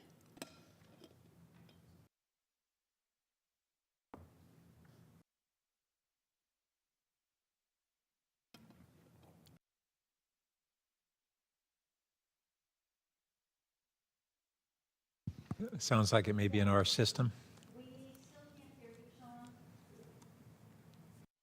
We can't hear you, Sean. My understanding is that they can hear them on Zoom, but we can't hear them here. Oh, all right. Well, let's give it. Let's hear from directors, and then see if somehow this technical glitch is able to be resolved. Director Torres. Great. Thank you, Gary, for that presentation. Did I hear that the project is now going to take a little bit longer because of the delays that you're seeing now? And commenting, Director Torres commenting further on what? Say that again, I'm sorry. I heard in the presentation, sorry, I heard in the presentation, I don't know if I'm super close to the mic or not. I heard in the presentation that the project is now going to be delayed even further because of the issues that we're experiencing.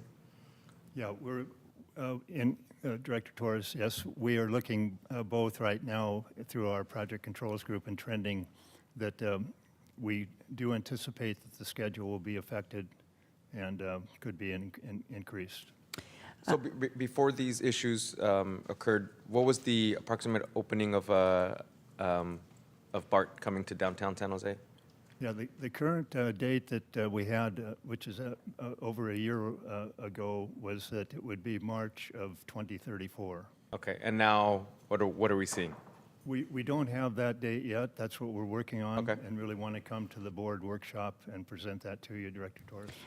All right, so you might think it's wild guess. You're going to add another 2 years to the project, or year? I don't know exactly yet, so I really wouldn't want to venture an estimate without coming to terms and completing our assessment. Right, right. I do want to explain that it's not due to delays right now. That's not what's causing why we might see a longer schedule. It's just that as you get into the detail, you're looking, for example, how fast the tunnel boring machine can progress. Right. What are so that's the things we're getting more in detailed as we're doing more engineering, and that's where we're seeing, with schedule contingency, that we're going to see a longer time frame. So it doesn't mean we can't come in earlier, but we are going to budget in, a contingency for schedule as well. No, Thanks. that I understand. And Okay. You're all. But we'll be able to give more detail on why. Yeah. Once we do get the independent cost estimate, which actually plays a lot on the schedule, as well as some of the more detailed So that's at the efforts. September workshop. That'll be at the September workshop, because we're also doing these constructability reviews, and that'll provide input to us as well.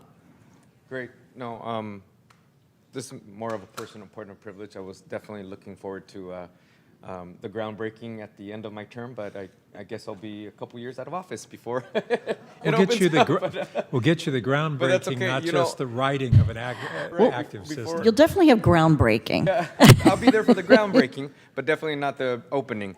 But and I know these transportation projects, right? They take forever now, especially what's going on with our economy and I recently went to Phoenix, Arizona, and it was a group of politicos and people who've been involved in San Jose for over 50 plus years. And we joked around, and it's nothing, of course, it's nothing against anybody in this room, but we joked around, what's going to come first? The Google development, high-speed rail, or BART to downtown San Jose? And I'll leave it at that, so thank you. BART. We shall see. Director Torres, if I could just follow up maybe on a couple of things. So for example, one of the things that we're looking at is when we went to the larger tunnel diameter, which had tremendous benefits in providing side-by-side trackways and center platform. For example, going to the larger tunnel means that the advance rate of the tunnel boring machine will be slower than for the smaller tunnel. So we're looking at trade-offs like that in terms of accrued a benefit there that but could result in taking a little more time for the tunnel to be built. Gary, can you give us a little more understanding on who the independent cost estimators are and what the scope of their review is? Because that seems that that's going to be an important check and balance that we'll be getting an update on at the September board meeting. Yes, thank you, Chair Burt.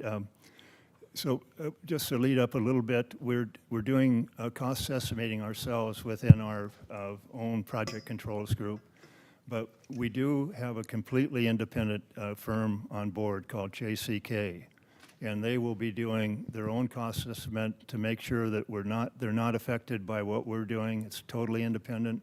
We give them the design documents and other related documents so that they can do that on a totally independent basis.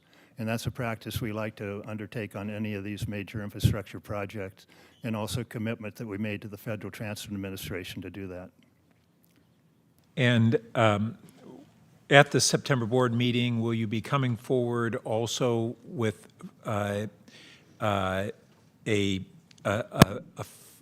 tentative funding plan to address any gap that we have? I know that the federal share is, in the new program that we're in, is a proportionate share, but is that the intention that at the September meeting we would at least have a framework for how we would be attempting to address any funding gap? Yes, Chair Burt, yes, we're thoroughly studying various funding approaches to the project, and our AGM and CFO, Greg Richardson, is leading that effort through our finance group. So we're working intensively on that as well. So coming in September at the board workshop, it'll be very BART intensive in terms of the cost estimate, where we're going. Originally, we would be submitting to go into New Starts Engineering, but we really want to get this independent cost estimate done and incorporate the constructability review and the value engineering. At the same time, we're updating our financial plan, which has to go to the Federal Transit Administration at the time we request to go into New Starts Engineering process. So we'll have a better time schedule that shows the steps that we have to take to get to a full funding grant agreement. So we will do that, have a funding plan. We're updating our financial projections, which have not been done in a while for us, like our revenue projections for sales tax. Those are just coming in for us through UCLA. We're also doing a couple other, we have a firm on board that's doing a lot more updates to the modeling that we do have. One of the things I do want to make sure of is when we do have that meeting, that workshop, that there's a good understanding, come with all your questions of where we're going to go, because we want the board to have a very good understanding of what we're going to be submitting to the Federal Transit Administration. Then they'll do a full risk analysis. They may add more time on this schedule, they may add more contingency on the cost, and we'll have to be prepared as well, but that's something that's very important to me. We are assuming in our funding plan still the $375 million that comes through the region with the TIRCP and the president's, and I mean the governor's budget that he's signing. So that's really important to us, is that we're able to also get that $375 million. And Thalia, any luck on the public speakers? Yes, we seem to have worked it out. Blair, you may begin speaking when ready.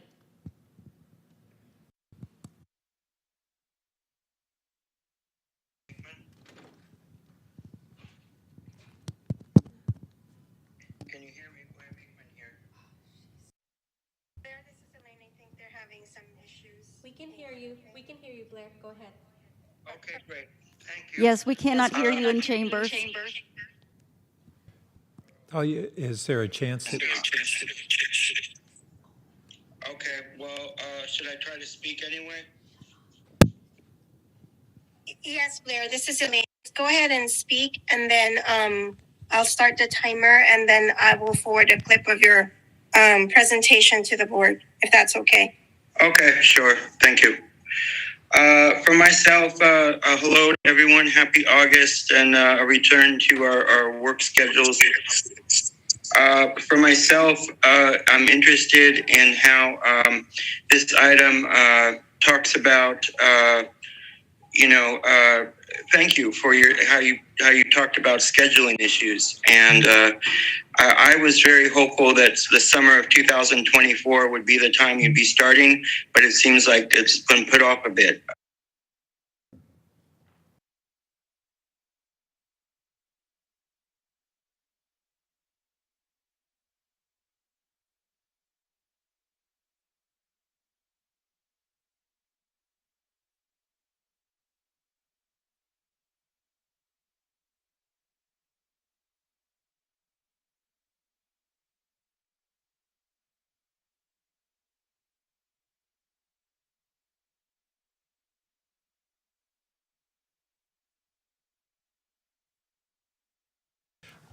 We're getting a recording of the speakers, and then our clerk is then replaying it, so just a little bit of lag time here.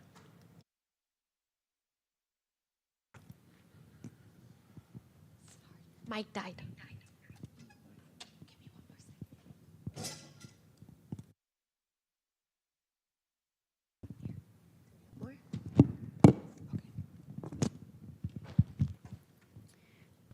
Sean,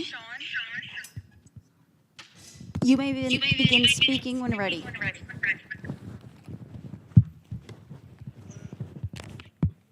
It's okay, I'll wait for Cerrone. Thanks.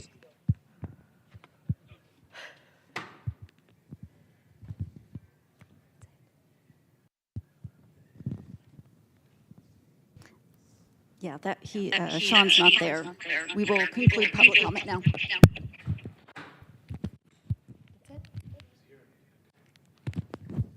Okay, we'll conclude public comment. If there is some opportunity to play it back later in the meeting, we'll do so. Okay. Looks like the echo's gone in. No? Okay. All right. So this was an informational item, and we don't need a motion. So now we're going to go to 6.8, which was the item pulled from consent. It's the sustainability program for FY22, our annual report. Lonnie Ho, Senior Environmental Planner, will provide the report. Thank you, Lonnie. Yes, good evening, everyone. Thank you for having me. I've been told we're running behind schedule, so I will make this brief. Next slide, please. In 2020, VTA Sustainability Plan established key performance indicators in the areas of greenhouse gas emissions, criteria air pollutants, energy for buildings and fleet, potable water use, and waste diversion. Short-term targets were set for fiscal year 2025, and long-term targets were set for 2040 based on historical data trends and relevant regulations and policies. Next slide, please. Each year, reports are prepared to document the progress towards meeting these targets compared to the established baseline year of FY 2009. VTA faced unprecedented challenges during this reporting period that significantly impacted operations and resulted in lower GHG emissions and energy use. Therefore, it is important to note that the metrics that are presented in the report do not reflect standard operating conditions, just something to keep in mind.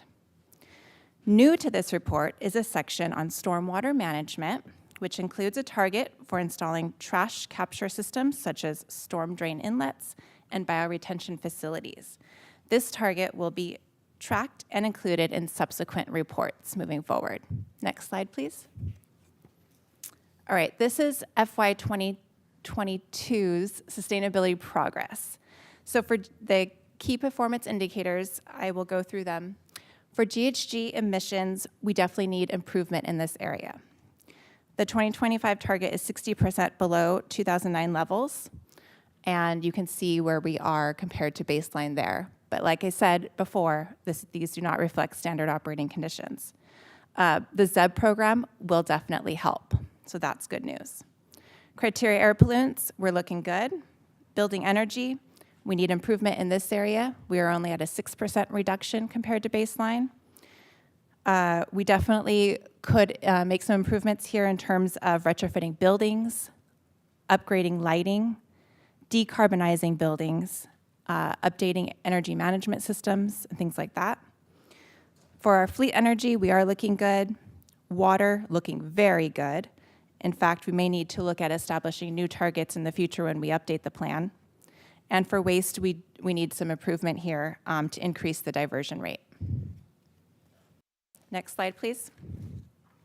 I want to highlight some of our sustainability initiatives.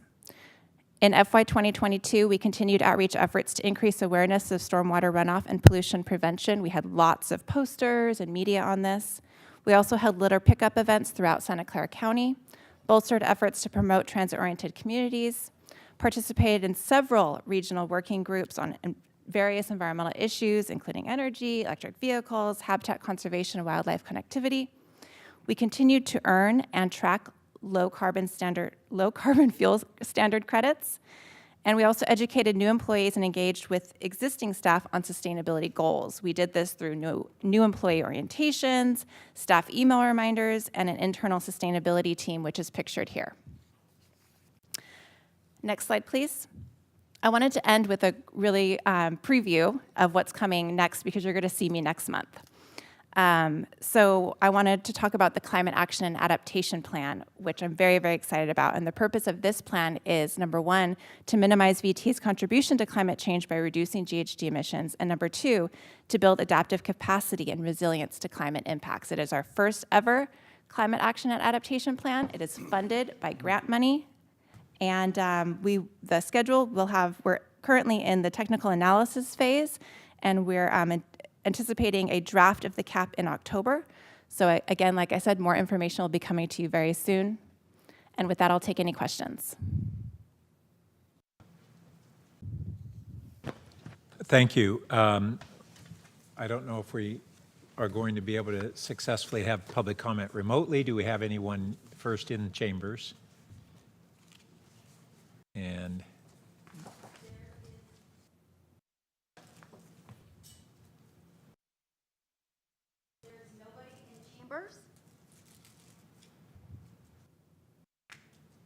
but we do have somebody online. Do you want to try? yeah, you can try. Okay. Blair, you may begin speaking when ready.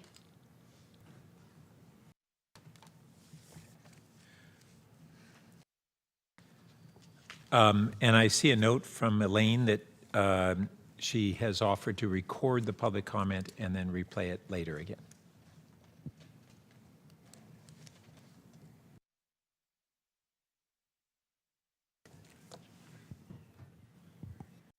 Okay, so while that recording is going on, we'll go back to colleagues. Director Lee. Yeah, thank you so much for the update. Certainly, we have attempted to move forward on these sustainability goals, but clearly there's still, like the GHG emissions, building energy, those areas that definitely needs improvements as well. And our waste actually has gone up, so those are bad news. One area that I have just learned is regarding these things called RECs, Renewable Energy Certificate. Does VTA purchase those RECs to make those numbers, or we don't do that? I would have to get back to you on that. But to your first point about waste reduction, we're actually not going up. We want to go up because that goal is actually about waste diversion rate. Sorry. Yeah, no worries. So that one, the plus is a good thing. Yes. Right, exactly. So that's good. No, so the reason I made that point about RECs, the Renewable Energy Certificates, is that it's been used for quite a few years by various entities, and recently people are learning more and more about how these certificates are so-called generated. It's like people are paying money to be green and meet certain standards, but in reality, it's not doing crap. Practically, it's almost like a scam. And most of the money that's being paid is being paid for by those REC brokers making those money.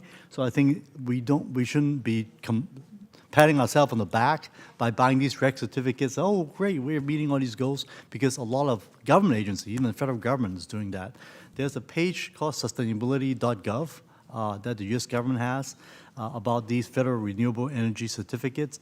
And if you go to that page, the very first thing it says, this guidance is no longer in effect and does not represent the administration positions. So clearly, there's a huge change on people's believing the use of RECs. I mean, I know our county apparently does that as well. I'm working separately on that issue, but just want to make sure if VTA does buy these RECs, I would definitely want to encourage, but whatever we need to do is to stop.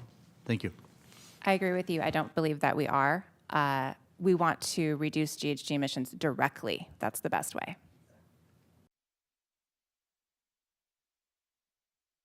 I will just note that there are carbon reduction goals, which would be our own, and then there is carbon neutrality, which is where entities are using, in addition to their own reductions, a combination of carbon capture and RECs are allowed under the state, but I can say, for instance, that both in Europe and cities like ours, we're examining more specifically the REC source as opposed to a nebulous pool. And so we haven't set a carbon neutrality goal, which would say if we had a goal of 80% carbon reduction, the balance of 20% would be from a combination of future carbon capture technologies, and RECs are the way it's permitted. So they're not part of the carbon reduction, which is our primary focus. And I just wanted to share that aspect. When the plan comes to us in October, will it have the series of steps over the timeline and the milestones to actually get to our goals, understanding that those may change and be modified over the course of the plan, but it will be that concrete? It will not be that concrete. What it will be concrete on is identifying specific measures and adaptation actions. So right now you're getting a quick preview, but right now we're looking at about 33 reduction measures that are very specific, and several adaptation actions that are also very specific regarding our vulnerability to flooding, extreme heat, et cetera. Well, what I'll be interested in is trying to quantify how those measures, how far those measures will take us in what time frame toward achieving our goal. And I appreciate that, this is our first climate action and adaptation plan, but ultimately, we as agencies need to go from taking a lot of good measures to what's the path to success. And that's complicated and very challenging, as I'm sure you're aware, but it's the goal. And I don't see anyone else. So thank you very much. That concludes this item. And we'll now go on to other items. 8.1 is items of concern and referral to the administration. Are there any referrals from colleagues? I don't see any. I just need to, I want to know, do I formally need to ask for an engagement with APTA for training for our local or our Northern California region? No, I think we got that information before, that came out of GNA? Yeah. Yeah. Okay. I think we have from GNA, yes. Thank you. Okay, so we're now going to move on to item 8.1, and I'll just note we are behind schedule. 8.1 is an update on the referral regarding a quick build communities at the Serona Yard. Jim Lawson, our Chief of External Affairs, will provide the report. Welcome. Thank you, Mr. Chair, members of the board. This is to update you on the request that came to you at your June board meeting from several members of the board of directors. And we have responded in a written document that was forwarded to you on July the 11th. And in that document, to refresh your memory, we agreed to work on the feasibility of the site at the Serona the Cerrone Yard. We requested of the City of San Jose a proposal for consideration. We provided verbal permission to access the site to the City of San Jose. We committed further to provide these updates and progress reports. We have noted to the city the federal interest in the site, and we've provided items for response in the letter that we forwarded. The city responded on July the 28th. They provided more detail as requested, and they provided a proposed site plan for some 200 units. Next slide, please, Stephen. And this, oops, one more. There you go. Thank you. They provided this site plan for the site. At this point, VTA is reviewing the city's proposal. We're requesting agreement from the Federal Transit Administration relative to the federal interest in the site. And just by way of explanation, when the federal government pays for transit sites or other government usage sites, they maintain that federal interest for the life of the project, and there are specific requirements in how one has to deal with it, and permission from the FTA is necessary to deviate from a transit use. We're determining the impact on the Habitat Conservation Plan. This land is part of the Habitat Conservation Plan. We're evaluating the impact on future plans for the site, and on the part of the city, they've arranged tours for VTA management, which we deeply appreciated. The city representatives have also met with representatives of our employees' unions. I would say that we have enjoyed a good working relationship with the city's staff. I will clarify our next steps are to come to agreement on the outstanding items between the city's proposal and our understanding of that, and it's our intention to return to the board with a recommendation. At this point, I would like to invite Omar Passons from the city manager's office to address the board, and he's here to talk to you and to offer to answer any questions that you have. Go for it. Sit wherever you want.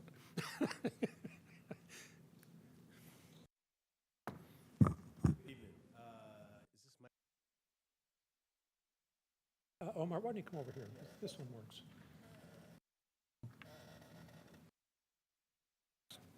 Welcome. Good evening, Chair Burton, members of the board. So my name is Omar Passons, Deputy City Manager with the City of San Jose. I know it's pretty late. I appreciate the time to just offer some quick remarks about what we're trying to do. There are over 4,300 people who are sleeping in places not fit for human habitation in the City of San Jose. 4,300 people. That's after you factor in people who are in the shelters and transitional housing that we have. Right? That's after you factor in people who are no longer homeless because we've gotten them permanent housing. 4,300 people live outside, and we're trying everything that we can do to try to help make a difference. And so what this effort is, it is in line with the more than 500 units that we've built that are individual for people to get a sense of safety and peace. They're in line with the several hundred more that our city council has already approved and we're in the pipeline on. What you see on the screen is a preliminary draft. I know it's written there, but I'll just say it out loud.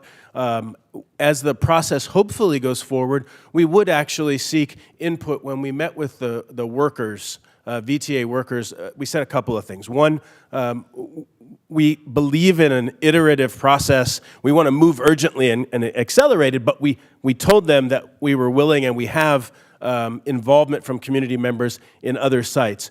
We also said, because we have some experience in this process of doing these types of designs, that we were open to the potential for using that expertise to help, because the three union leadership groups that we met with indicated their own desire to be able to have a place for some of their workers who have to drive long distances to be able to rest on site. So I just share those things as some insight. I think the last thing that I would just say is This is a process where the City of San Jose is trying to help meet the community plan to end homelessness regional goals. If you take a look at that plan, one of them is to double the amount of emergency and transitional housing in our region. And right now, the City of San Jose is by far and away the leader in helping make that happen. One of the things that we're trying to do, though, is to work directly with the county so that when we have a coordinated system that actually helps people have a way in and then right on out to a permanent home. That's a conversation that I directly have been having with members of the Executive Office of the County and the Office of Supportive Housing. So we take this very seriously. I'm happy to be here for questions. And I also really appreciate Carolyn Ganot, the General Manager, and the staff that we've had a chance to work with. And we're happy to provide a tour for anyone that might want it. So thank you very much. I would just emphasize that we are supportive and we've been cooperative with the city on several different sites throughout. And this site is one that we will work diligently to see if we can make it happen. Thank you. I see that we have one member of the public, and sorry, Steve, is it Steve Javez? Jovel. Oh, Steve, that was, welcome. The same Steve Jovel as earlier. That doesn't work. I can just move.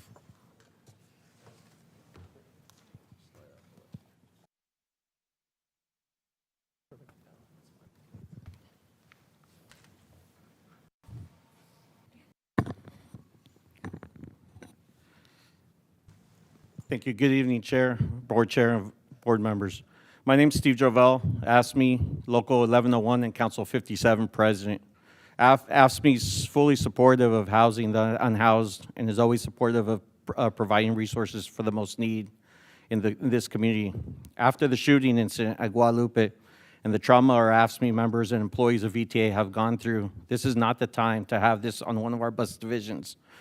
This is critical to ensure the physical and psychological safety of all of our employees and AFSCME members, as this should be the priority to this board. AFSCME strongly urges this board to not move forward with this housing project at the Cerrone Division for the sake of our employees' physical and psychological safety and to ensuring that we move past everything that we've been through. Thank you.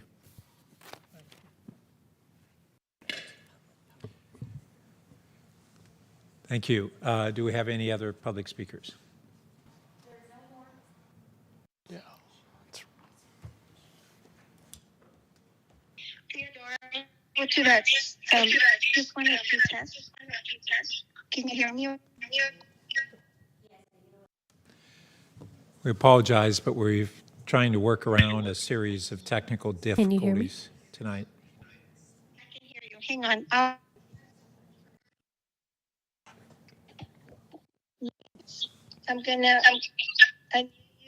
Please accept the and speaking on the radio.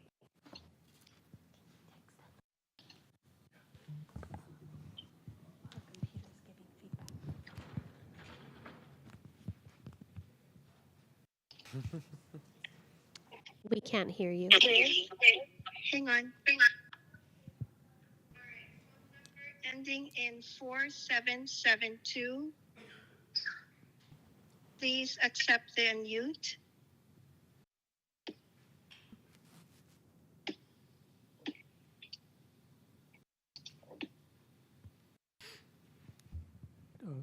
Chair, Yes. Go to the next one. this is not an action item. It might be appropriate to ask these people to submit comments. Information. Yeah. The board can review them later. Okay, I'm going to start over. My name is Esad Lonnie, and I strongly support the VTA Help the Homeless. VTA is a county organization who has the most land, and I do understand and appreciate all the land they've helped and leased out to help the homeless, and this is just another example of going forward.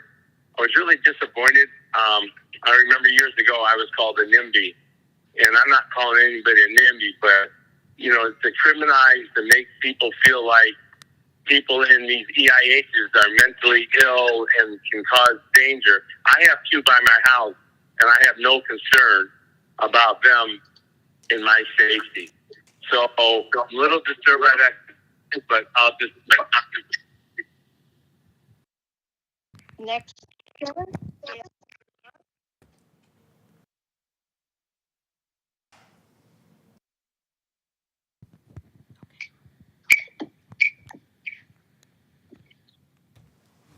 Manav Sharma. Please accept the unmute. Hi, my name is Manav Sharma, and I am a San Jose resident. I'm calling to support designating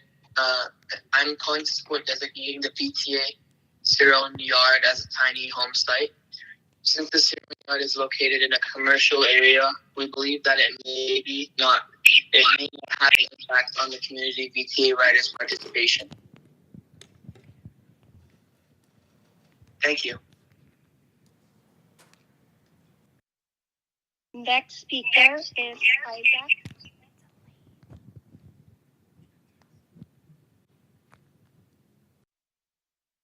Isaac, please accept the unmute. Yeah, 1 minute. Yeah. Can you hear me? Yes. Yeah, I'm also calling to support designating the VTA Cerrone Park as tiny home site. Again, Cerrone site is located in a commercial area, and we don't believe that it will affect the community VTA rider participation. So please go ahead and approve this project. Thank you.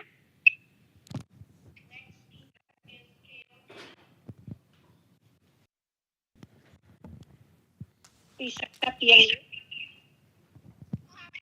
Good evening. This is Gail. Okay, this is Gail, and thank you.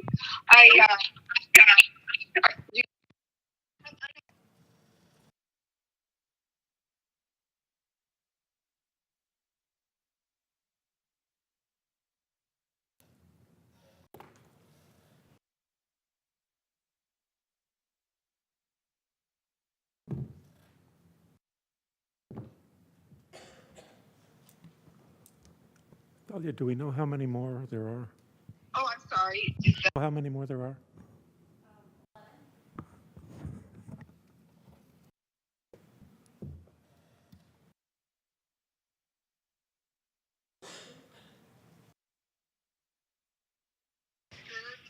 Sorry. Like he said, that first gentleman speaking, I'm very shocked at the way what he spoke about the unhoused. So appreciate your support of this item. Next speaker is Kelsey.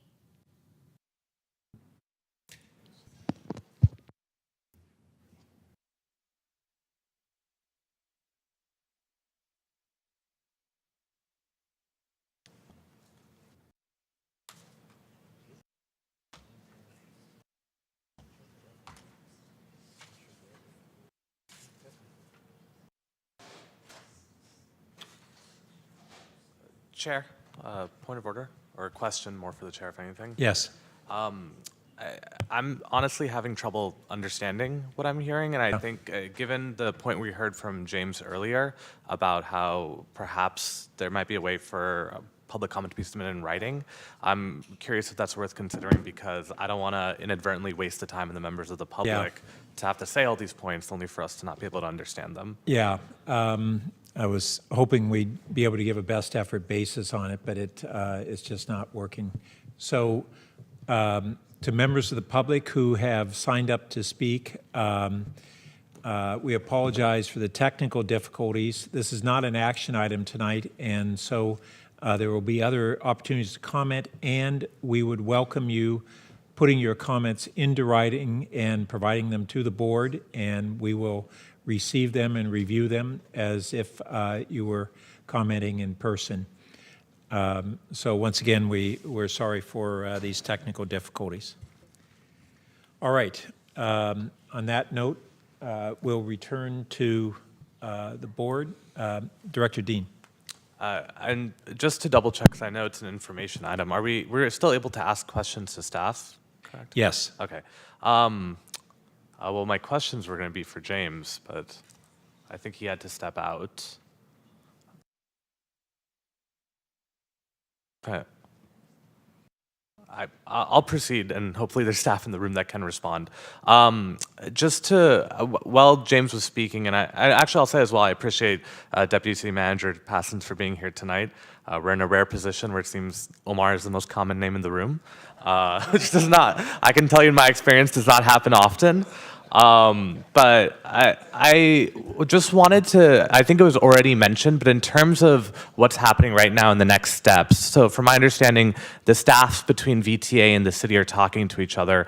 What is the status of those conversations? And remind me what the next steps exactly are, and if the city staffs, are they discussing whether it's theoretically possible, or are the staffs also making a determination on whether or not it should happen? And if they find that it is possible, is it coming before us for a decision, or what does that actually look like? So at this time, we're working with the staff. We sent a letter with a number of information requests, and we received that, I think, early this week or the end of last week. I can't remember when we received it.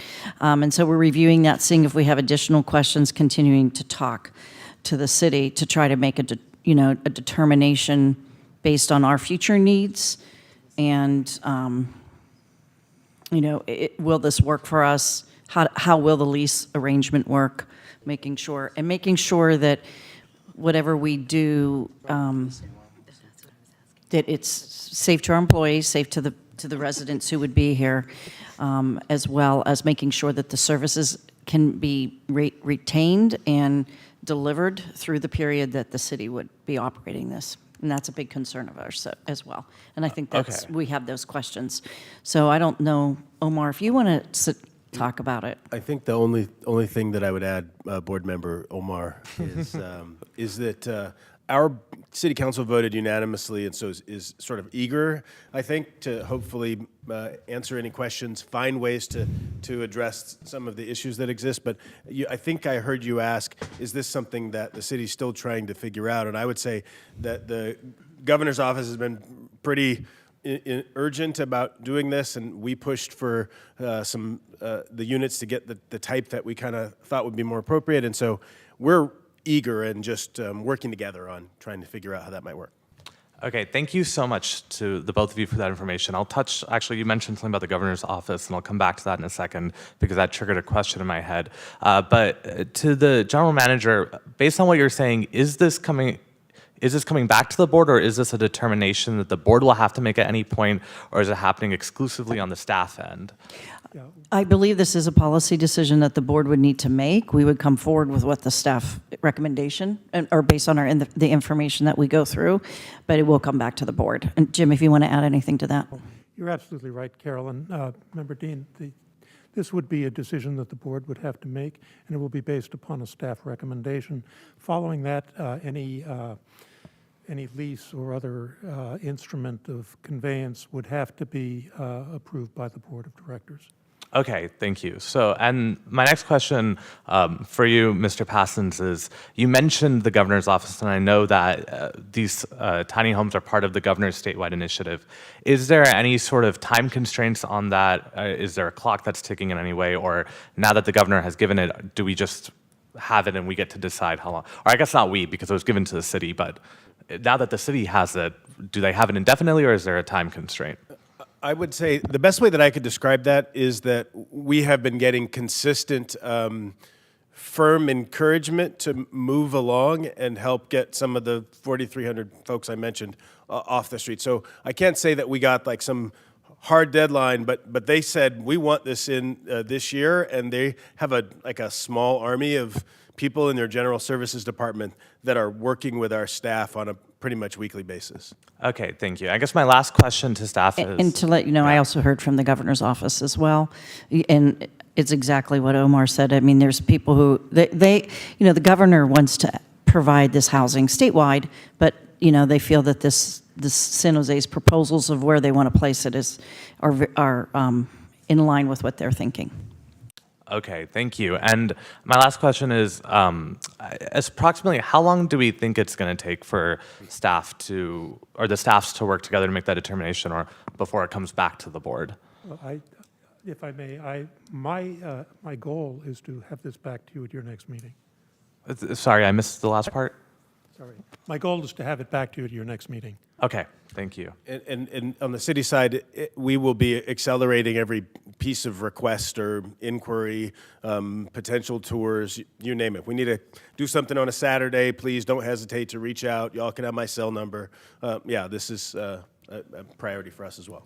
Okay, thank you so much. I don't want to make, even though we were going to make a decision, I don't want to make, I do have the employees in mind, and I think we do have to have those conversations. I know the city's having conversations as well as some of our board members, but that's really first and foremost in my mind is the safety that they feel in this organization. So culturally, I want to make sure that the board, we don't end up with a bigger divide.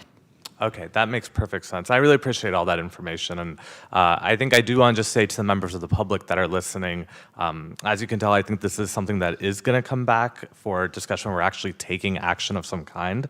And so I'm really sad that we had the technical difficulties. Obviously, it's no one's fault. And so for the members of the public who are watching and waiting to give that comment, we are still going to hear it. And if you submit it in writing, by the time the board is taking any determination, we will have reviewed it for sure. And the only reason I think we weren't able to tonight is because it would just be a waste to have them keep trying to give that comment only for us to not be able to understand it. And I don't think that would serve anyone's interest. Thank you. Director Mahan.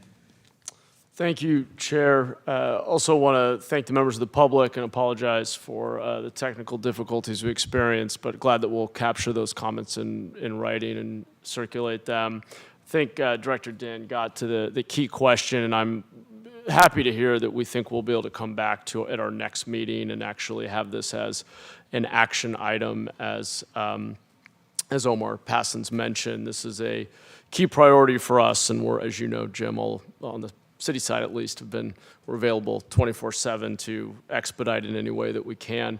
I do, I just want to share with those who may not know, of course, we've been working on this model now for 3 years, have 6 quick build communities like this on the city side here, just speaking from that perspective for a moment. And what we've generally found has been, to this point about concerns we may be hearing from workers, that certain amount of engagement and being able to see the site is really important. And I know we've done some outreach. I want to encourage us on the VTA side to continue to make sure that we're doing everything we can to enable workers to see how these sites work. What we have seen in the data that gives me a lot of hope around this model is very high retention rates of people staying in housing, very high graduation rates. Over 70% of people who have entered one of these sites remaining housed, over 50% graduating into permanent housing. And really importantly, from the perspective of safety and the wider impact, we have actually seen consistently that the neighborhoods in which these quick build communities have been stood up have seen a significant reduction in calls for service for both crime and blight. And so I do think these epitomize this idea that supporting our most vulnerable neighbors can truly be a win-win. And what I have often heard in my conversations with transit operators is the significant impact that homelessness can have on our system. And so I think it behooves all of us to move quickly and collaboratively to create these safe indoor places with services where people can go. So appreciate the collaboration. Certainly, I can just say in my role on the city side that we are very eager to collaborate. I appreciate, Jim, the meetings we've been having and anything we can do to help make sure that we're able to come back. I guess that gets to a question. If anything were to prevent us from being able to bring this back as an action item for discussion and action next month, what if any, you didn't quite enumerate the outstanding issues that you referenced. Absolutely. What would be an example, or what would you highlight that would, is there anything we should be aware of at this point? I think as Carolyn has articulated, our relationship with our labor employee unions and our employees is a key consideration. If the FTA is not inclined to release it for the reasons that we think are good, that too is an issue. the habitat conservation is just a question of money, and so we would have to look very carefully at the arrangement. And I understand, and I know the city has gone through different iterations of this in trying to find the best ways to accommodate the unhoused, but we need to make some significant modifications to the site plan as laid out. And as Omar has said, this is just a preliminary first shot. So I think those are some of them, and then there are those that I don't know about. And so I will be happy to share those with you and your staff as soon as we know them. Those unknown unknowns. Okay, great. And then just to confirm, for members of the public who are not able to speak, is the best place to send that board.secretary@vta.org? Is that where folks who are still listening can direct their comments? Okay, I know our office, my office on the mayor's office, heard a lot of feedback from supportive community members. So just want to make sure folks know where to direct comments, whatever side of the issue they may be on. Okay, thank you, Chair. And thank you. And before Director Lee speaks, I just wanted to share that we've had some discussions over this week on how we can assure that we're putting a focus on this as VTA, because we certainly appreciate the priority and that the city is taking and the governor's office is taking, and as Jim pointed out, we have a number of issues to address. Our workers are our neighbor stakeholders to this project. They're equivalent to neighbor residents, and as Mayor Mahan has pointed out, in these kinds of projects, there are almost invariably initial apprehensions, and it takes engagement and familiarization and addressing the legitimate issues of those stakeholders in order for the project to move forward. But there's been a lot of success of once those concerns are addressed and real knowledge about how these projects work and how safe and secure they are, that is an important factor in moving the projects forward.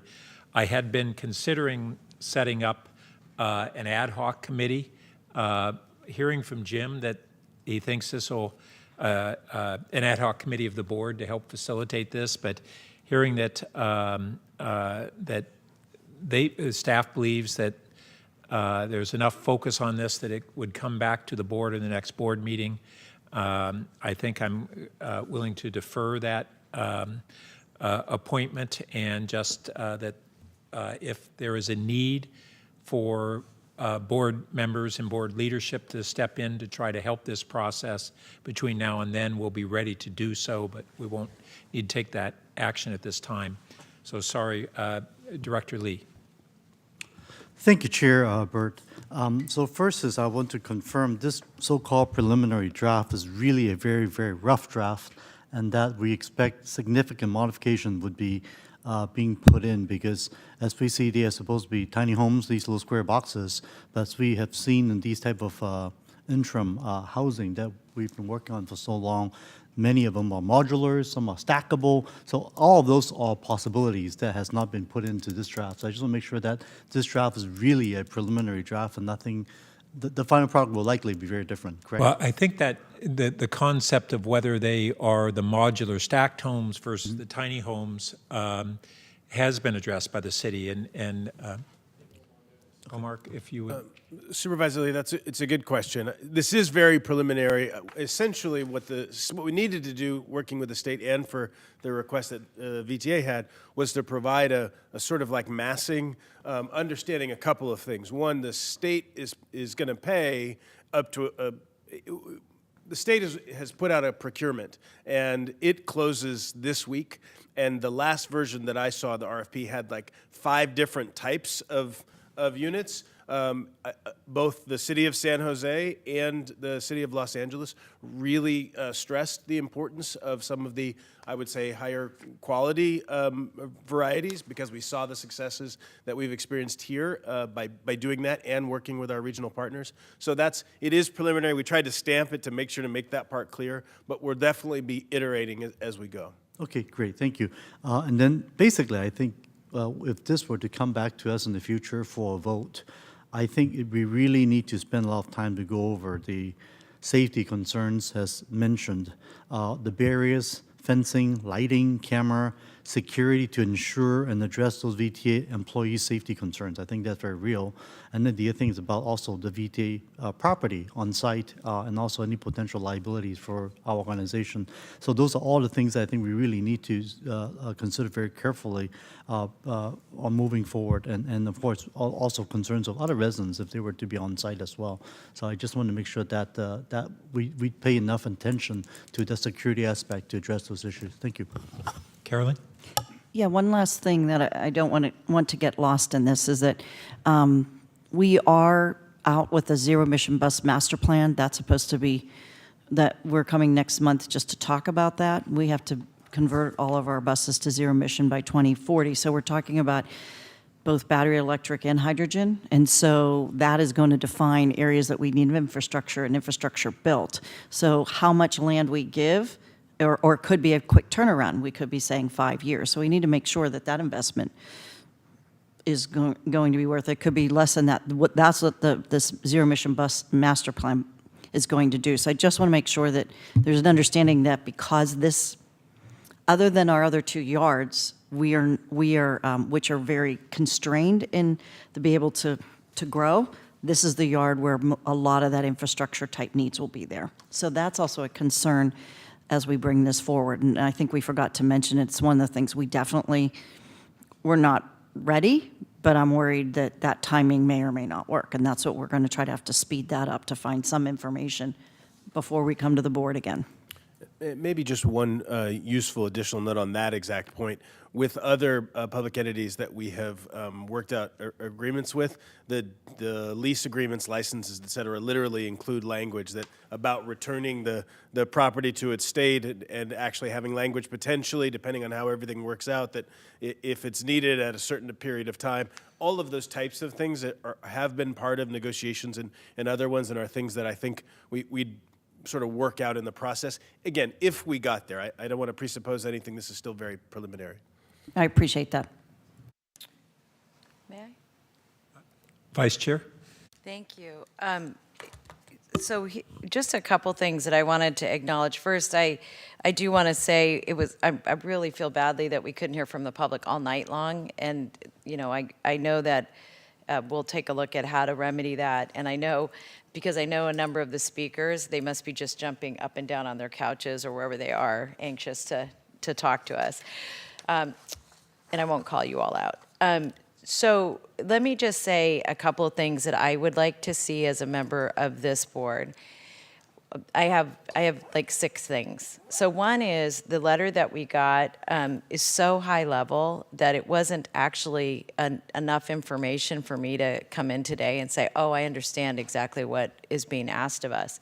So as an example, as it relates to the temporary shelter, what I'd be interested in understanding is, are we talking about a number of units versus a number of people that will be in the units? So that's one question. 2, the city's interest in who would be housed at this particular location. 3, and this is I really appreciated Mayor Mahan making the points about the safety and the ability to transition people into permanent housing. I will say that I, not being on the city council, haven't seen the reports that you all have seen about the calls for service and all of those things relative to the current sites. So any of those reports that you have should come to our full board so we have a chance to review them prior to making any final decision. In addition to that, one thing that I'm extremely concerned about is putting 200 units of housing in one location. The number you gave for the city of San Jose's interim housing is 500 homes. And I will say that something we're learning is that the size of the homes and the services that can be provided are really a critical point of whether or not we have success or effectiveness. So in addition to how many homes you want to place here, I would just say I'd be really interested in where the other locations that you're going to be looking at in addition to this site, because I do have a concern about the overall number. Now, some of that depends on who's being served, how many units, you know, and all of that. But again, there's so little information here, I can't properly assess, you know, the recommendation that you're making. And then the other, as it relates to staffing and security, I think that, and you know, I see that there's an attachment there's an attachment 5 here that maybe talks about that, but for some reason that's not in my packet. So I apologize for that. So if I would just ask that be resent. But the other thing is, I do think that one thing that would also be helpful for the board to understand is where we're using this, whatever the population is and the particular types of units that are being used, what the ratio of the staffing that will be available and the services that will be provided. Again, this is so high level that I wouldn't know how to assess, you know, the proposal. And then lastly, I hear your point about continuing to talk to the county. And I know that Supervisor Otto Lee and myself are all about making sure that we have one system in the county so we can move people effectively from the streets or interim housing into permanent housing. And so I am very interested in understanding if we're not responding fast enough, the county, to the discussions that you're having.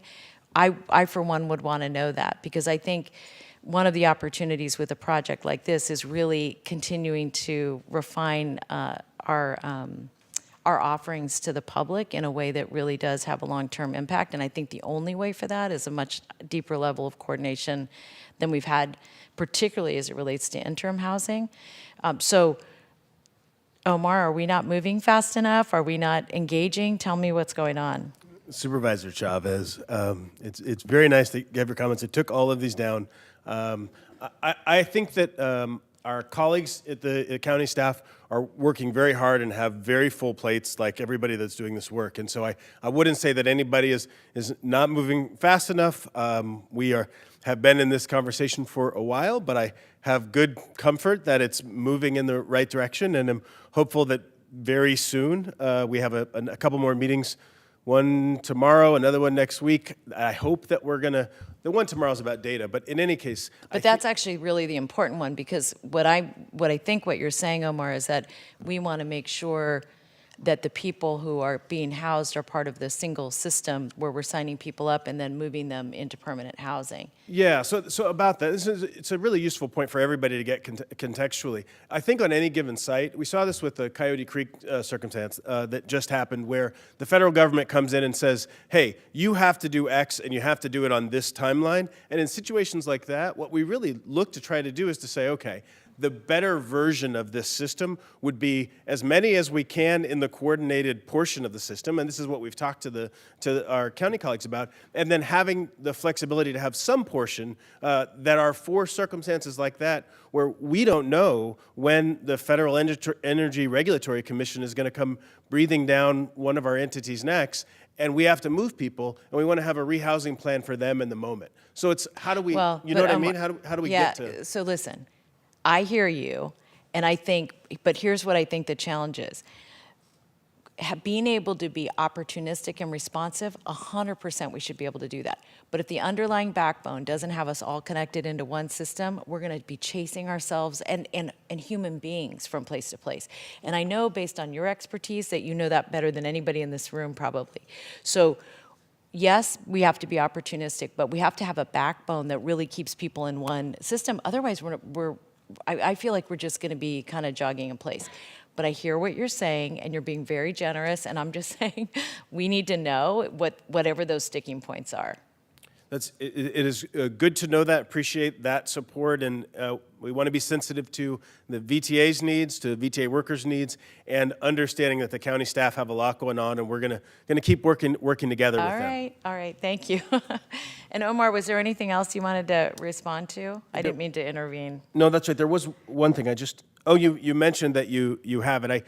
Which is the we'll resend the calls for service data that we have. Well, you probably have a report, and I was excited to hear that, because those numbers, to be honest with you, the last time I saw those numbers, they were in the Mercury News, and I know that Sam was mad, because he didn't think they were accurate, but I never actually saw We have a staff report. the staff report. So I would just recommend that gets sent to everybody. Oh, sure. Yeah, That's what attachment 5 was. So we'll make sure to send that. I don't know how I and missed get that. Thank get that you. squared away.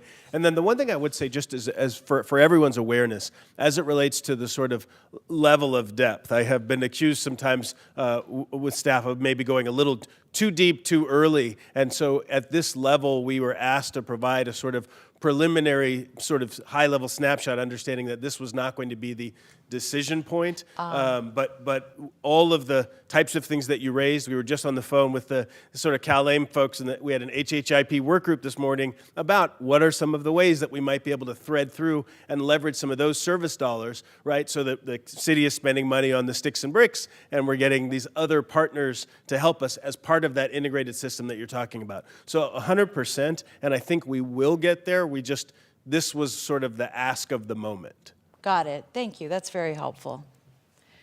Thank you, colleagues. Director Mahan.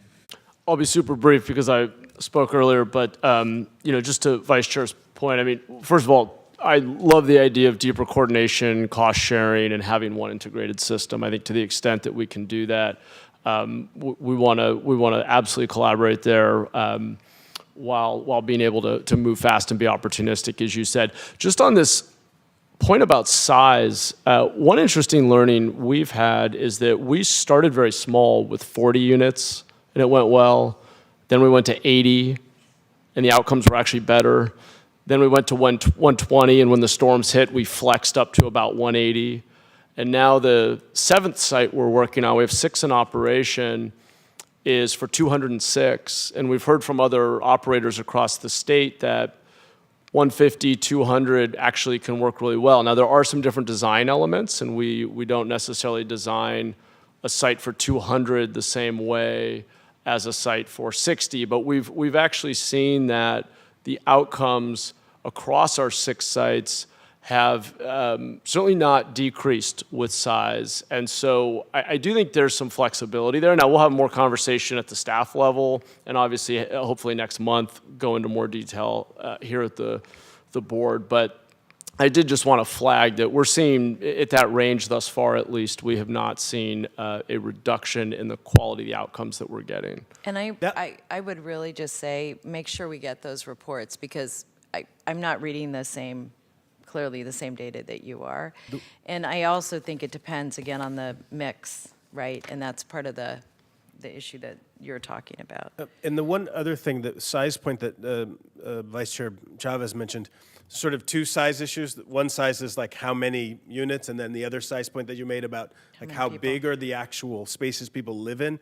The San Francisco Foundation actually funded a study where they asked people with lived experience of homelessness and who had occupied or lived in temporarily our existing supply. And we're coming back to our city council with that report. We'll make sure, I think it's reasonable for us to share that with you all as well, because it gets to the point of why we have been nudging the state towards a slightly larger size. So, and even that, to your point though, who is using the unit with 4,300 people on the street? There may be some people who say, look, I'm open to this because I'm going to go to this other thing pretty soon, but we need to be flexible enough to try to get what our lived experience community is telling us is really necessary where we can. And so I just wanted to let you know that additional layer is there. That's really interesting. I'll look forward to seeing that. All right. Well, I think we've had a good discussion for a study session on this, and it sounds like we do have momentum, but hurdles to overcome.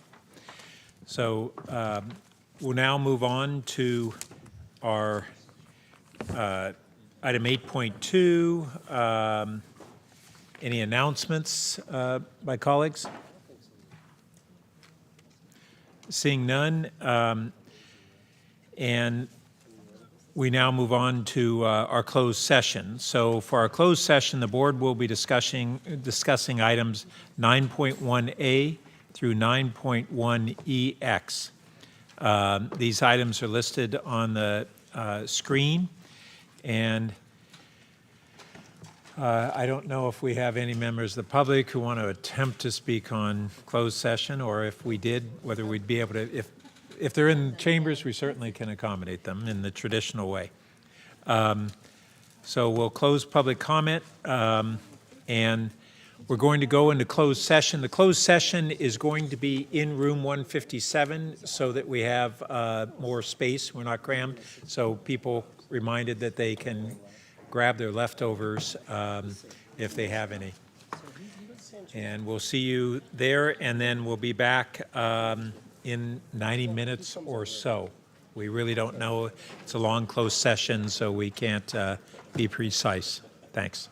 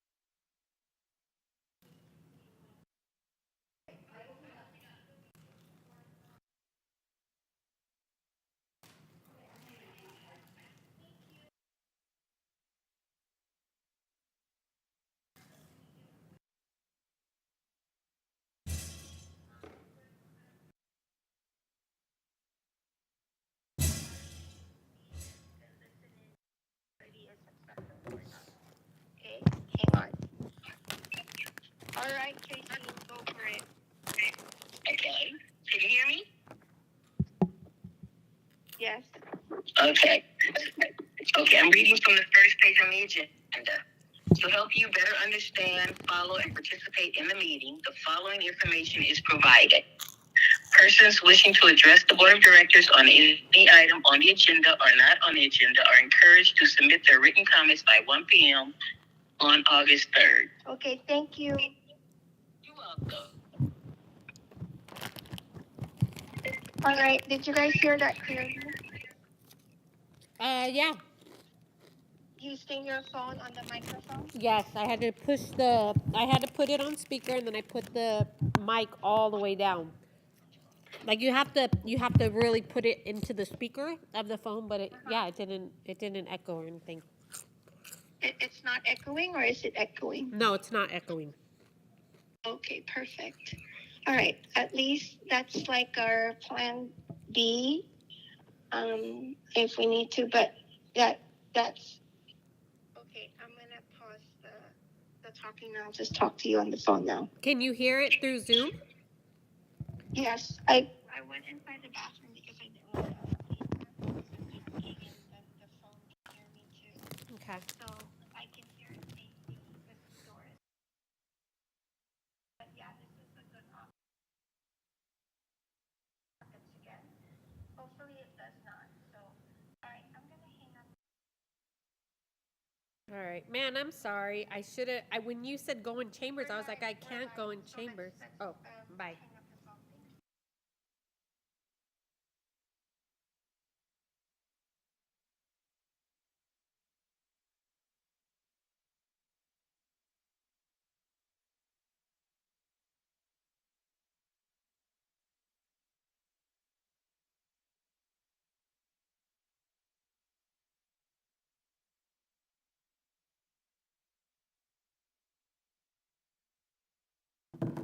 Hey. I didn't know, huh?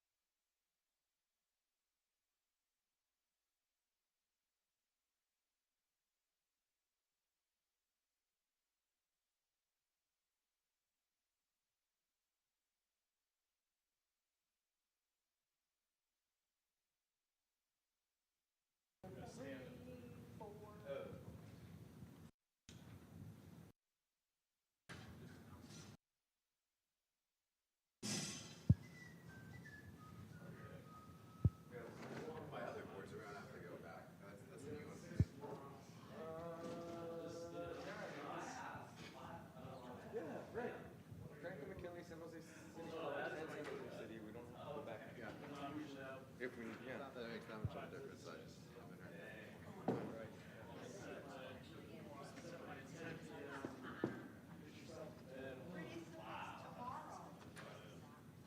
Been on vacation, so I was definitely gonna spend that time. Oh, where'd you go? I went to Mexico City, Mexico, and then San Diego, and then Las Vegas. Wow, that's And a then real vacation. back to City Hall. It's quite a trip. Welcome back. Oh, 1, 2, 3, 4, 5, 6, 7, 8. Yes, you're good. Okay, we're good. All right. It's on and ready for you. May I go, Chair? Okay. So the board Did not take any recordable actions in closed session tonight on 9.1A through E and 9.1EF. Thank you. And on that note, the meeting is adjourned.